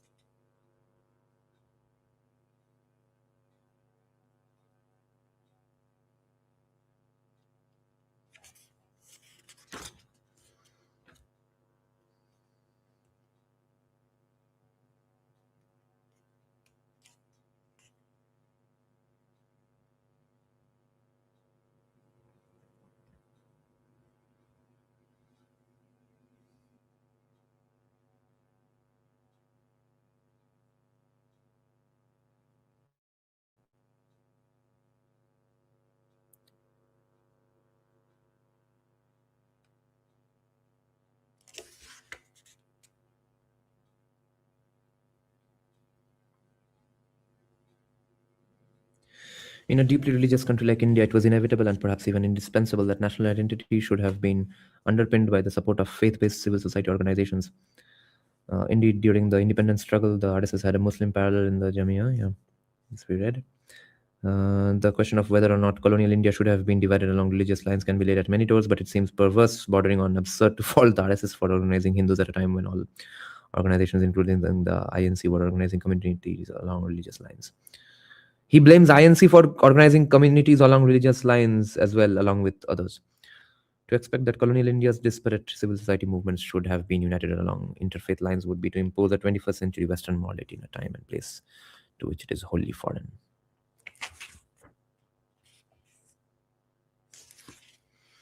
A shared sense of nationhood will not by itself call forth a democratic society. The RSS did not create Hindu civil society, but it did increase the density and national connectivity of Hindu civil society networks, all the time promoting, some say fanatically, a shared sense of Indian national identity. The RSS played a major role, though by no means a determinative role, in aligning these organizations by recruiting Hindu men to membership regardless of caste and supporting Hindu organizations regardless of sect. Yet, in a supreme twist of historical irony, modern India emerged as a secular country because diverse Hindu civil society organizations subscribing to many different and often conflicting doctrines embraced an overarching Indian national consciousness, which is why Babanas is drawing the conclusion that it is BJP who is a modernizing force in Indian society and in Indian politics, especially, and in Indian democracy.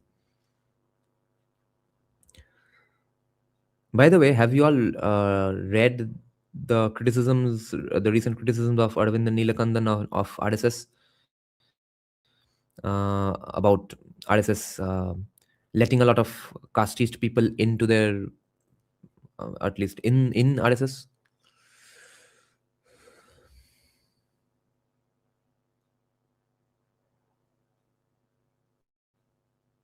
Do you think RSS under Mohan Bhagwat is compromising to cooperate with Muslims? Um, Everything has to be considered in comparison to something else, and we cannot compare something to an abstract ideal situation. So if we compare it to all other groups in the country, then no.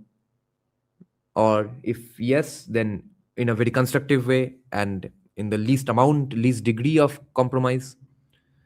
But they are definitely trying to cooperate with Muslims, and some olive branch has to be forever made available, because after all, we're not going to do a genocide, obviously. So if we are going to live with them, there has to be a carrot and stick approach forever. The stick can come from people like Yogi and Himanta, and the carrot can forever be offered from RSS or organizations like RSS or whoever wants to provide a carrot, because the effect of the stick, we hope, is that they accept the carrot. So if we give them just the stick and then don't give a carrot, then we are waiting for our country to end up like in a Israel Gaza situation.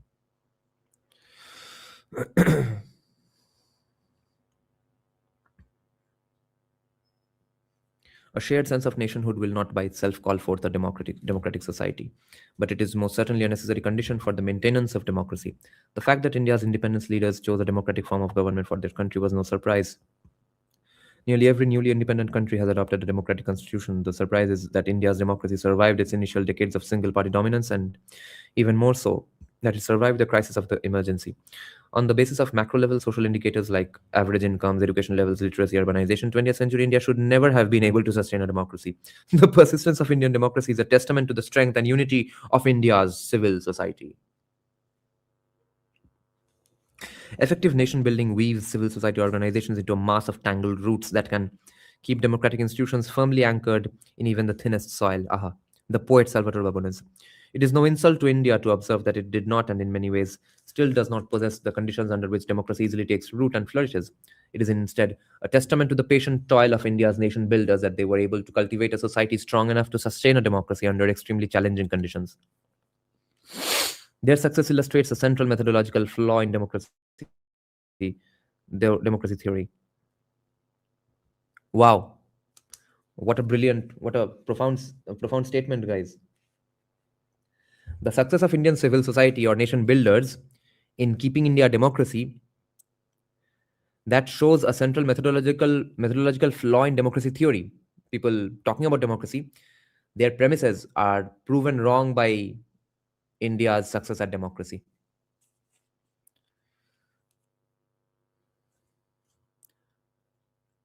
The standard account of the rise of democracy draws a straight line from a prosperous urban middle class to demands for a democratic system of government.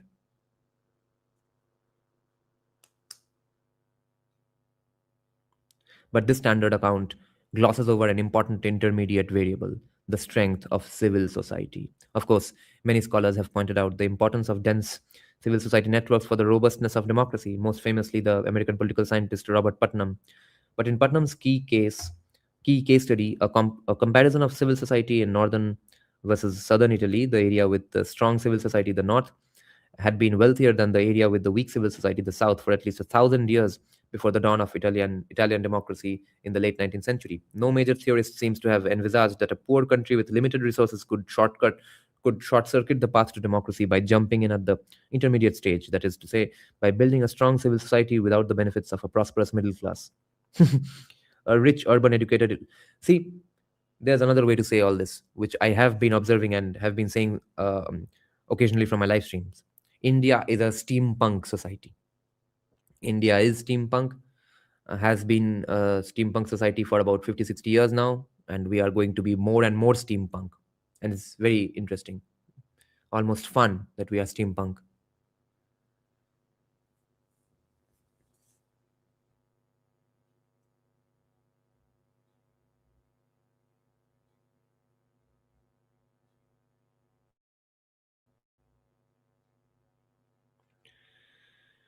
Building a strong civil society without the benefits of a prosperous middle class. A rich, urban, educated, literate middle class may offer fertile soil for the development of civil society networks, but it is not an absolutely necessary condition for building civil society networks. India is the exception that proves the rule. Fuck.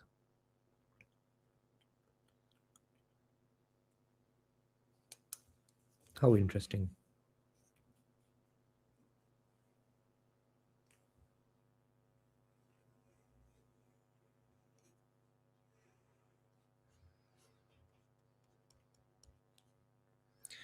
How democracy survives. Every country has a civil society, but the structure of civil society can differ dramatically across countries or across regions within a country. In his work on Italian civil society, Putnam stressed the importance of strengthening horizontal ties among agents of equivalent status and power, in contrast to vertical ties linking unequal agents in asymmetric relations of hierarchy and dependence.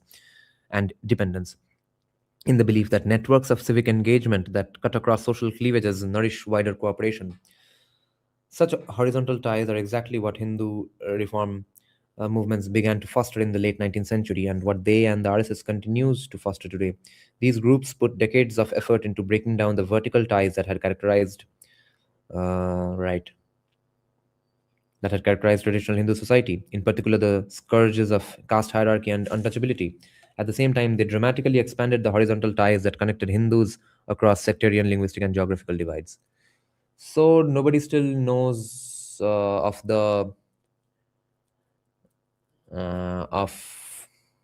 of Arvind Nilakandan's accusations of on RSS of inculcating some castes. I think he said it on Facebook, as far as I heard.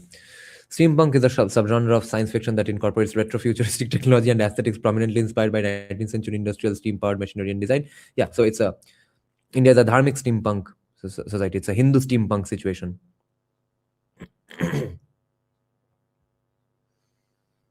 I think RSS is following it, and Yogi and Hemanta is also part of it. There is a quote in Monster anime that the big secret to breaking the rules is to making it look as though we are following them.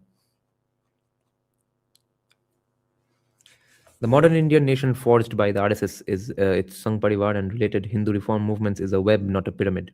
Hmm. And it effectively knits Indian society together at the all India level. It does, however, incorporate one obvious drawback when considered as a social foundation for modern Indian nationhood: its omission of a meaningful role for non-Hindus to play in the life of the nation. There is no omission, in my opinion. That is both a moral failing and potentially a political opportunity. But in an imperfect world full of challenges, the Indian nation has done better than most in preserving its country's governing institutions and preventing a collapse into arbitrary rule. During Indira Gandhi's emergence, oh my God! In this book, every time if you read the phrase Indira Gandhi's emergency, during Indira Gandhi's emergency, take a shot, you will be drunk by the time you read half the book. So I think he's going to definitively hammer it into the heads of every Westerner who reads the book that the only blot on Indian democracy has been the Congress party, not Narendra Modi. During Indira Gandhi's emergency, it was arguably India's densely interwoven Hindu civil society that kept the country and its democracy on course. Oh my God, the Hindu civil society kept the country on course. This is the second time he's saying this now. It is difficult to provide direct empirical evidence that this was the case, but social theory strongly supports the existing circumstantial evidence that India owes its continuing democracy to the strength of its Hindu civil society. Fuck.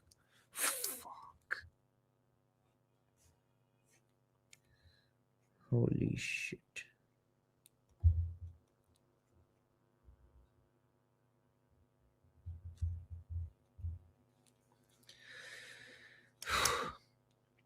India owes its continuing democracy to the strength of its Hindu civil society.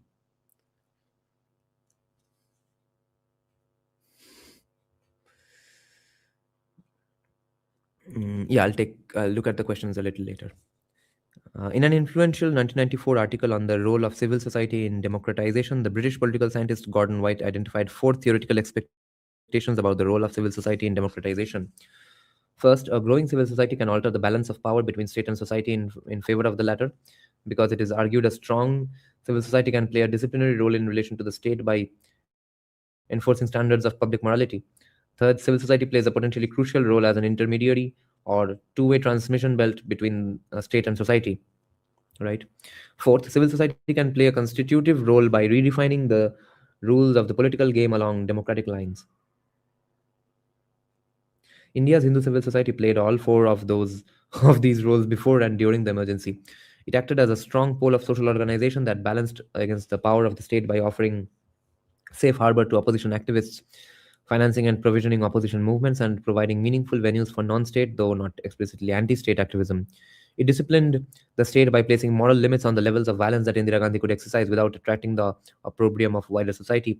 It intermediated between the state and society by repeatedly offering to. So you see, when Salvatore Babanez credits the Indian Hindu civil society for so many insane achievements, I think the key thing you all must take note of here is that it's a very ambiguous term. It's a very ambiguous epithet to shower upon anybody. That again shows that our low trustiness is our biggest strength, because it's so ambiguous and so faceless and so leaderless that broad Hindu civil society, that it cannot go away with the co-opting of a few leaders, or a few leaders dying or getting assassinated and stuff.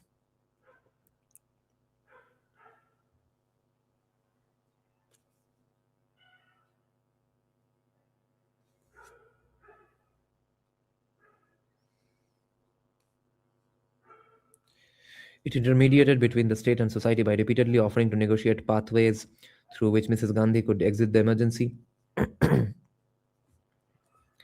a flexibility that would later form the basis for such criticism of the role played by the RSS in the emergency.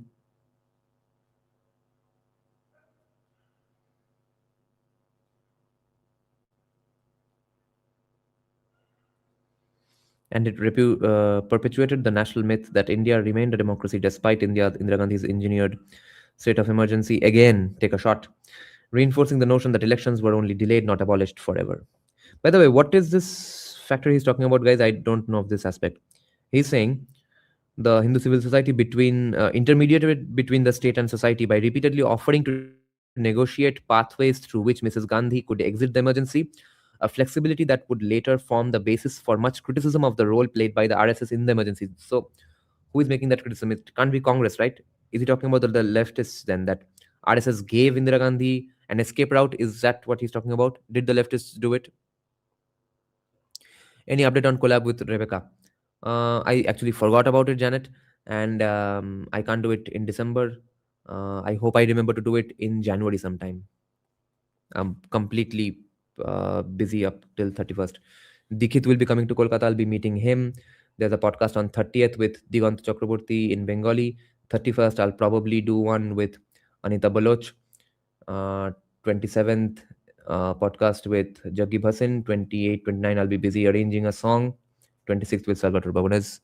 No, 25th with Salvatore Babones. 26th with Jaggi Bhasin. 27th, I'll be doing something else. 28 and 29, I'll be arranging a song. And 27th, 26th morning is a recording. 26th evening is a podcast. Fuck. And in January onwards, I'll be very busy with some other stuff as well. You'll see on the channel, of course. Such which organizations included in Sangha Parivar? Countless organizations.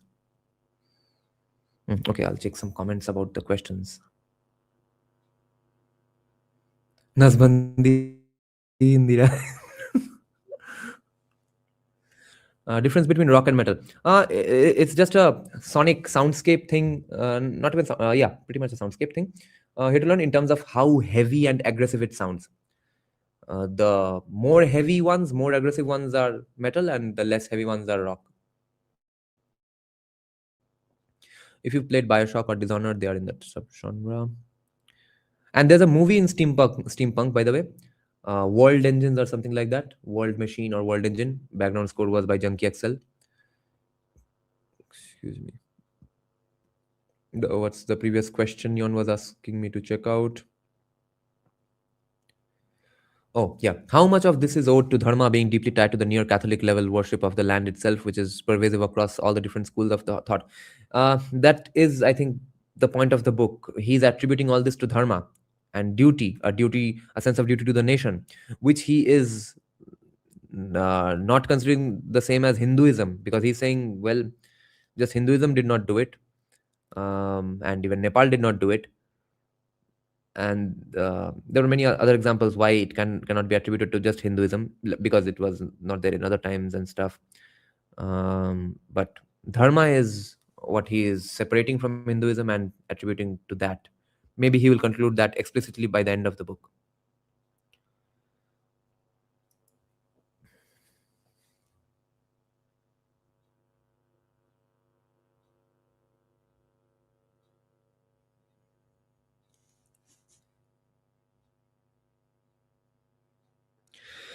Contrary to self-serving RSS narratives of its own heroism during the emergency, the survival of Indian democracy cannot be attributed solely or even primarily to the actions of the RSS at the time. That is not to downplay the heroism of individual RSS swayamsevaks and pracharaks, many of whom faced loss of civil rights, loss of income, and even imprisonment during the emergency. Nor is it to downplay the role played by the RSS in helping organize the opposition vote that ultimately drove Indira Gandhi from office. It is merely to recognize that if RSS opposition had been the only factor preventing a slide into dictatorship, the organization could have been much more ruthlessly suppressed by Indira Gandhi, as, for example, the Muslim Brotherhood was nearly wiped out in Egypt after the country's brief flirtation with democracy in 2011-2012. For that matter, Mrs. Gandhi might never have called the election of 1977 that the RSS proved so instrumental in winning for the opposition. The real contribution made by the RSS to the survival of Indian democracy was its patient, decades-long work building horizontal linkages across Hindu civil society. A more vertically organized civil society would have been much easier for Indira Gandhi to divide and rule. Exactly. Examples of this can be seen in two important states, Kerala and Maharashtra, where hierarchically organized groups did in fact form alliances with Mrs. Gandhi's government. In Kerala, the staunchly atheist Communist Party of India maintained a power sharing agreement with Indira Gandhi's INC, while in Maharashtra, the local potentate Bal Thackeray reached a modus vivendi with Mrs. Gandhi that gave his party primacy in local politics while allowing her free reign over national policy. In most of the rest of India, this kind of what CPM did as well, but later in West Bengal. In most of the rest of India, at the grassroots level, the horizontal web held firm. In a Western country like the United States, that web would have been composed of a wide variety of mostly secular voluntary associations joined by individuals motivated by their own personal interests to club together for a multitude of different purposes. Churches, unions, and political parties, of course, but also parents associations, homeowners associations, ethnic associations, veterans groups, hobbyist groups, fraternities and sororities, and Putnam's archetype bowling leagues. Obviously, India has associations of these types, but much stronger and more widespread are its many Hindu faith communities. Unlike religious communities in Western societies, these have overlapping memberships embedding people in a web of intersecting affiliations instead of in a series of vertical denominational silos. The structure of India's Hindu civil society is thus more akin to that of the secular than of the religious civil societies. Right. In Hindu civil society is similar to West's civil societies, not religious societies, or secular civil societies of the West, not the religious civil societies of the West. And it seems to play a similar role in supporting democratic institutions. Western theorists are accustomed to thinking of religious institutions either as authoritatively hierarchical, like the Catholic, Orthodox, Lutheran churches in Europe and Latin America, or as self-contained communities like the many evangelical Protestant denominations in the United States. As a result, they have overlooked the potential for intersecting and overlapping faith-based civil society institutions to knit a society together. It is true that there are communal tensions in India that divide Hindu civil society from Muslim, Christian, and sometimes Sikh civil society, but with Hindus accounting for around 80% of the population, it is Hindu civil society that determined the general character of Indian civil society, taken as a whole, and through it, the character of Indian nationhood. Next chapter begins Muslims in a Hindu nation. This will be interesting.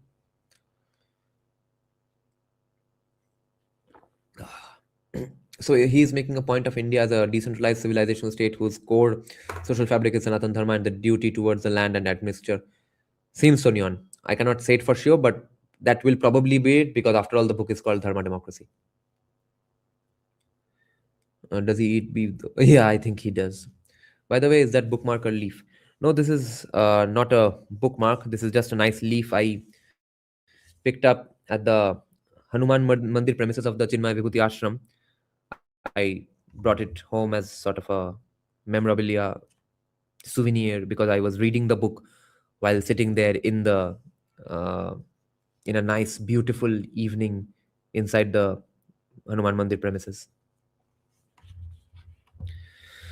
Let's see. Muslims in a Hindu nation. Hindu nation. According to VDM's historical database, there were only 5 democratic countries at the dawn of the 20th century: Australia, Belgium, Switzerland, all 3 classified as full liberal democracies, plus New Zealand and France, these rated somewhat lower as mere electoral democracies. The United States was classified as an electoral autocracy. Oh, United States was also an electoral autocracy. Great. In VDM's estimation, the country that fought World War I to make the world safe for democracy did not itself become a democracy until 1920 and did not become a full liberal democracy until 1969. Okay, yes, black people did not have the right to vote, so fair enough, I guess. At the 1919 Paris Peace Conference that ended World War I, The most democratic of the major powers involved in the negotiations was the victorious UK, a newly minted liberal democracy ranked number 6 in the world for that year, followed closely by the vanquished Germany, an electoral democracy ranked number 9. Both must have been quite galled to be dictated terms by a non democracy like the United States, but history is full of such ironies. Quantitatively, the main reason for 1919 America's low VDM score was its lack of women's suffrage. Acha. But qualitatively, the United States was also a racially, exactly, was also a racially segregated country in 1919 and remained so for much of the 20th century. In fact, race was the most important fault line. So he's going to say that, see, Muslims were never treated that way in India. In fact, race was the most important fault line in American nationhood from the very beginning. In the original text of the United States Constitution, representation in Congress was determined by adding to the whole number of free persons, including those bound to service for a term of years, and excluding Indians not taxed, three-fifths of all other persons, three-fifths.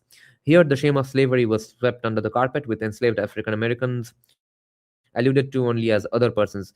Native Americans not taxed, i.e., living tribally, were excluded from the nation entirely. Americans fought a race-based civil war over slavery to decide the character of their nation, and a series of race-based frontier wars to determine its extent. In later years, race-based immigration laws would prevent many Asians and others from becoming part of the American nation, giving preference to Europeans until well into the 20th century.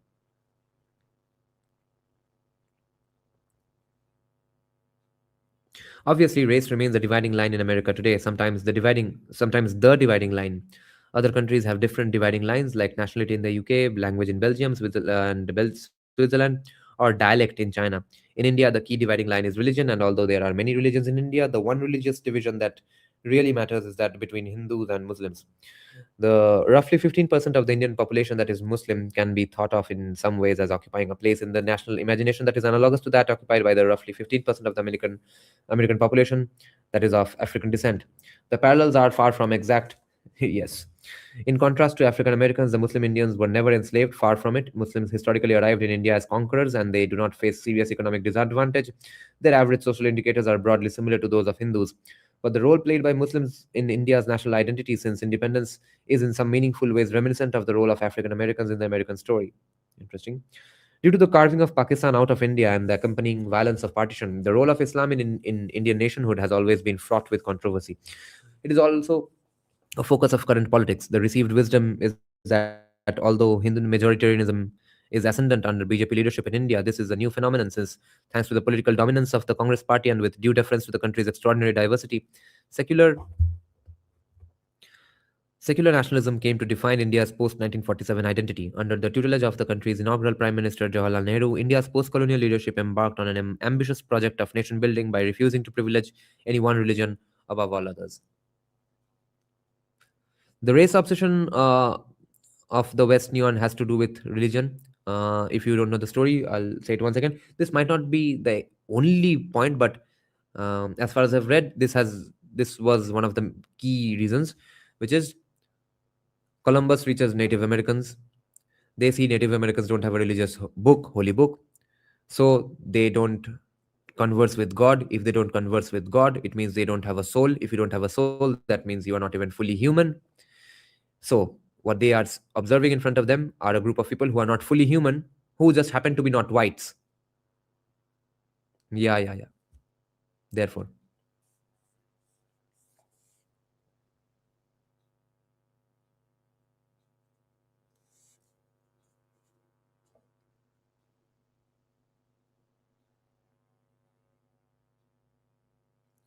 this is a carefully parsed but thoroughly misleading account of history. Holy shit. All the credit to Congress party we just read. Babana says this is a misleading account of history. Muslims have never been well integrated into the Indian nation. Yes, this is what R.C. Majumdar says and nobody listens.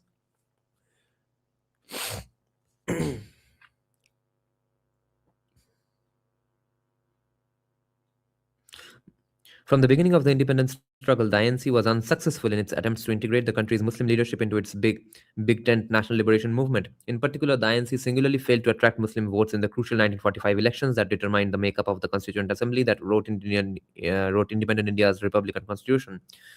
The 1945 elections were held under British administration with voting limited to a small elite, with separate electorates set aside specifically for Muslims. The Muslim League, led by Muhammad Ali Jinnah, won every single one of the seats reserved for Muslims, and the Muslim and not a single one of the seats that were open to candidates to all religions. Lol. The INC was unable to secure a single Muslim designated seat. Provincial elections the following year generally confirmed this lopsided result. And if you want more detail and in an easier fashion, in a more readable, swallowable, retainable fashion, you have to read the book Unbreaking India. And if you want more details, then India, Bharat, Pakistan by J. C. Deepak. Although no one can know for certain the political opinions of ordinary Muslims in pre-partition India, it is a fact that in 1945, the majority of elite Muslims, an astonishing average 86.5% across the 30 seats reserved for Muslims, voted for the Muslim League and its explicit call for Muslim separation from India. All told, 80 Muslims were among the 296 people initially elected or selected to participate in the Constituent Assembly. At its first sitting, only 4 attended. The Muslim League had called for Muslim representatives to boycott the assembly, and although more Muslims later attended, as it became clear that the parts of the country they represented would remain in India and not be assigned to Pakistan, Muslim attendance was never high. In the Constituent Assembly, proposals to set up separate electorates for Muslims in independent India's parliament were debated and rejected. Both the INC leadership and the Constituent Assembly at large embraced the view that a secular state should not have constituencies defined by religion. You don't say, yes.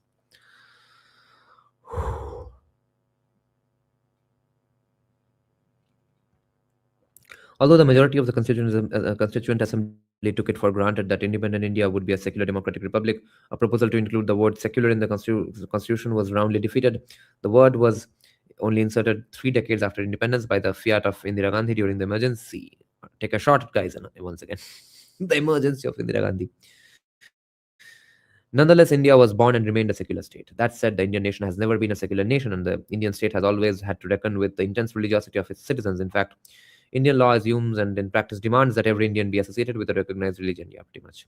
This is a legacy of British and indeed Mughal times that has only recently been successfully challenged. Interfaith marriage remains rare in India, and when one partner is Muslim, generally seems to involve the conversion to Islam of the non-Muslim, usually female partner. Equivocations like generally and seems are necessary because data on this topic are so sensitive that it is either not collected or, when collected, not published. Politically correct piety is notwithstanding, Indian nationalism has always had a distinctively Hindu character. Historically, the acceptance of Sikhs, Buddhists, and Jains as full participants in the Indian nation has been mostly, but not always, unproblematic. The status of Christians has tended to be more controversial, but their small numbers, relatively high incomes, and geographical concentration in peripheral and tribal areas have tended to diffuse or at least diffuse tensions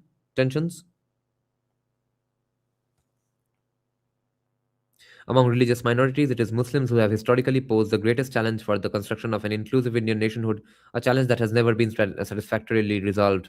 Legally, of course, Muslim Indians have absolute equality with all other Indians, but socially, culturally, and politically, Muslims are often quote unquote othered in India, treated as a distinct group or outside the mainstream. It is not obvious how that othering can be reversed, or even that Muslim Indians want to reverse it.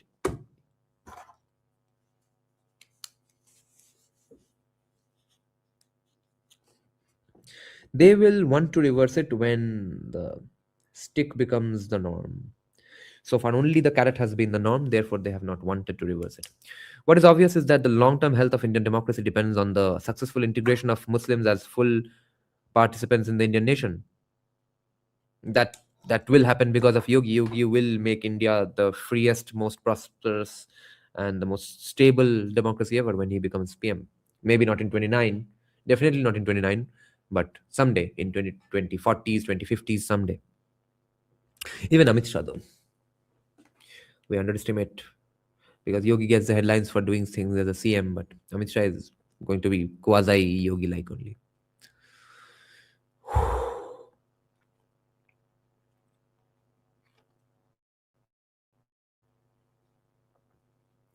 Reports of repression. The freedom and security of Muslims in India is a major concern of international human rights organizations, Western governments, and indeed the international community writ large. When the United Nations Office of the High Commissioner for Human Rights conducted its fourth Universal Periodic Review of India in 2022, it reported that the proliferation of hate speech and violence against religious minorities is a concern. Its panel of experts went further, sounding the alarm over reports of attacks on minorities and calling for urgent corrective action in India. Independent human rights organizations joined the criticism. According to Human Rights Watch, in 2022, India's BJP-led government continued its systematic discrimination and stigmatization of religious and other minorities, particularly Muslims. Amnesty International reported in 2024 that the BJP advocated hatred and violence against religious minorities with impunity, particularly Muslims, making a rise in hate crimes. Many more such ominous warnings and exhortations could be cited. Nonetheless, while acknowledging the validity of many of the specific allegations that underlie these conclusions, it can sometimes be difficult to know just how seriously such condemnations should be taken. After all, the corresponding United Nations High Commissioner's reports on human rights in the United States cited racial discrimination, racial profiling, impunity for human rights violations, police brutality, extrajudicial killings, restrictions on freedom of assembly, and the criminalization of poverty, among many other violations. What the fuck is this organization? This accusation? Listen to this, quote unquote, criminalization of poverty. Why? Because you don't have basic human rights like healthcare. Human Rights Watch believed that Joe Biden's America was characterized by entrenched unequal power structures, largely based on racism, white supremacy, and economic inequality. Oh, inequality hai, therefore you are criminalizing poverty. English literature वालों को policy frame करने दो तो यही होगा. And Amnesty International found that Americans experienced excessive violence based on their actual or perceived sexual orientation or gender identity, especially transgender people from racialized groups in 2023. Those were just the headline findings, and similarly, dire accusations are routinely leveled against other well-established Western democracies.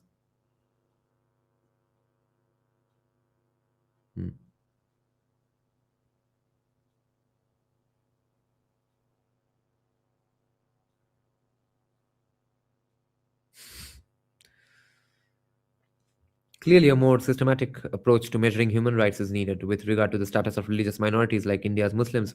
There is really one standard global data source, the Pew Research Center's annual reports on global restrictions on religion. Since 2009, these reports have tracked two annual indices of religious repression, the Government Restrictions Index, GRI, and the Social Hostilities Index, SHI. These two indices are designed to be quantifiable, objective measures of religious persecution. The GRI focuses on government actions, policies, and laws that restrict religious practice, while the SHI focuses on hostile acts by private individuals, organizations, and social groups against people of other religions.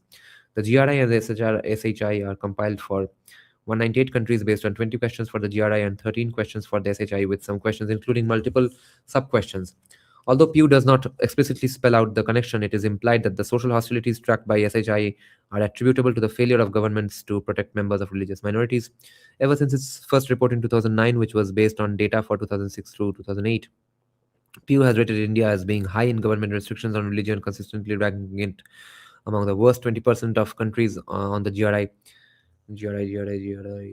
Government Restrictions Index. And in every year, Pew has rated India as very high in social hostility toward religion, consistently placing it among the world's 10 worst performers. Fuck. In fact, India was rated the second worst country in the world for social hostility to religion from 2006 to 2008 through 2011, temporarily improving to third worst in the world in 2012, then falling back to second worst in 2013, all years of INC government at the national level. India's situation improved slightly in 2014 and 2015 under the BJP when it was ranked 4th and 7th worst in the world, respectively. It then nosedived to absolute worst in the world for the entire period 2016 through 2020 before improving marginally to second worst in 2021, the latest year for which data are available, when it was just pipped by Nigeria for the bottom spot.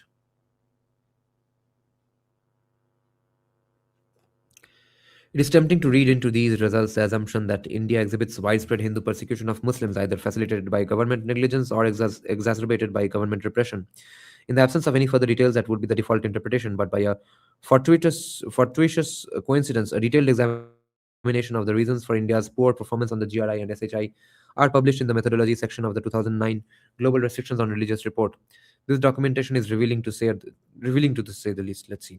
In the report, sample exercises were worked through to illustrate the coding of one question for each of the two indices.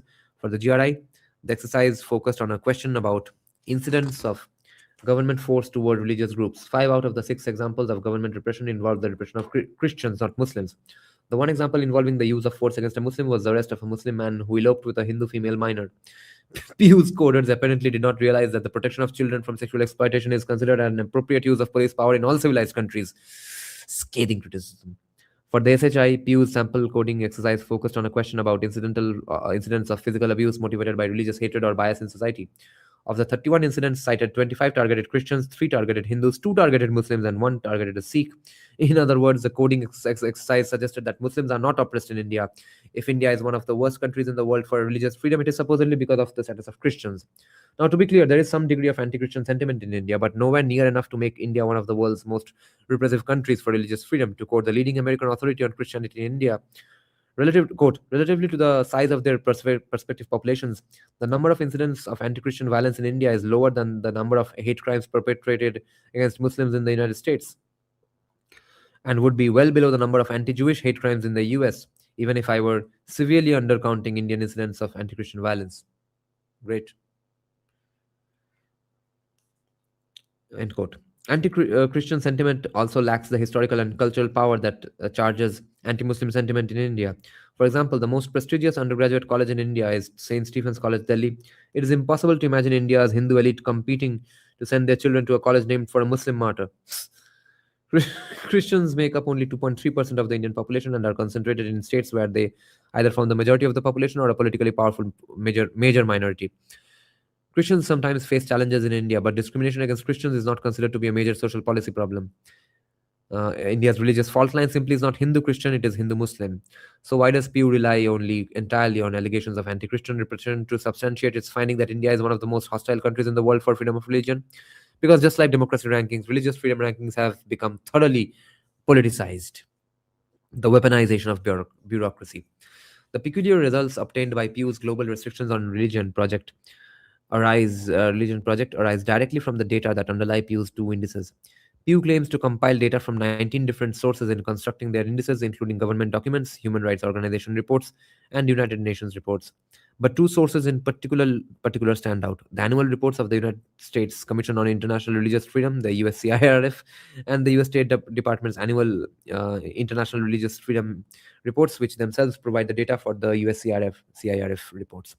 Pew's two indices even mirror the structure of the state government reports, which are divided into sections on government respect for religious freedom and societal respect for religious freedom, corresponding to the GRI and SHI, respectively. As it happens, all 37 of the sample codings provided in Pew's inaugural 2009 Global Restrictions on Religious report were based on citations to these two sources, and these two sources are concerned overwhelmingly with allegations of discrimination against Christians.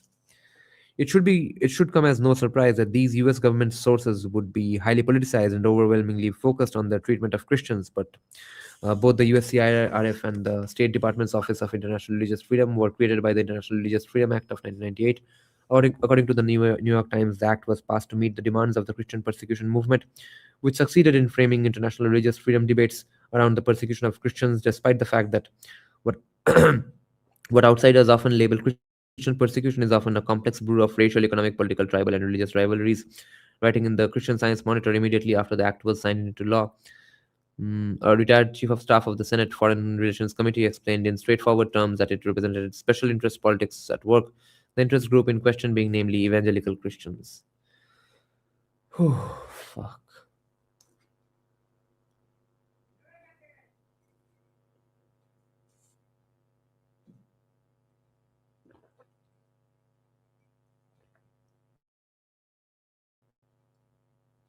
Yeah, OSF though is by George Soros, I know.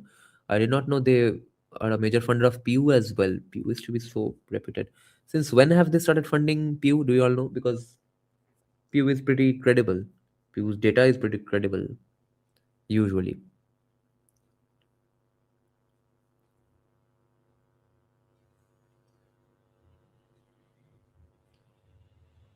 Pew and Vidam are both funded by OSF.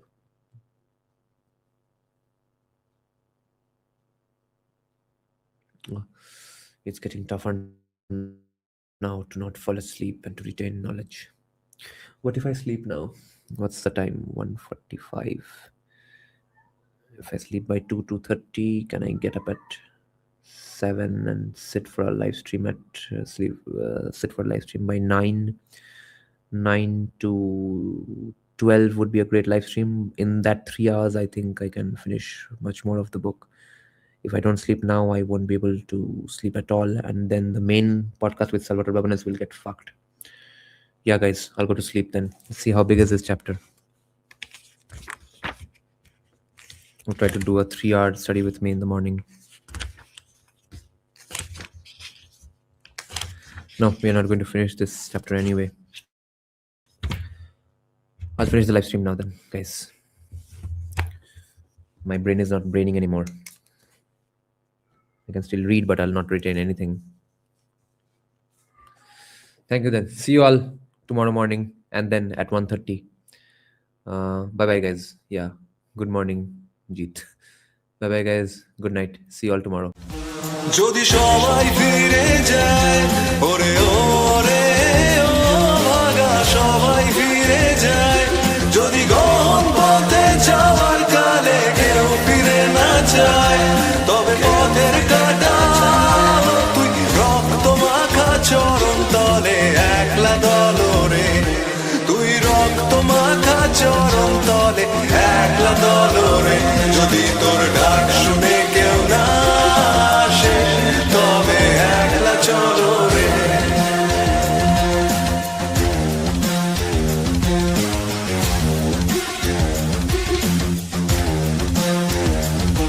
যদি আলো না ধরে ওরে ওরে ও ভাগা আলো না ধরে যদি ঝড় বাদলে আধার রাতে দুয়ার দেয় ঘরে তবে বজ্রানলে আপন বুকের পাঁজর জ্বালিয়ে নিয়ে একলা চলো রে আপন বুকের পাঁজর জ্বালিয়ে নিয়ে একলা চলো রে যদি তোর ডাক শুনে কেউ না আসে তবে একলা চলো রে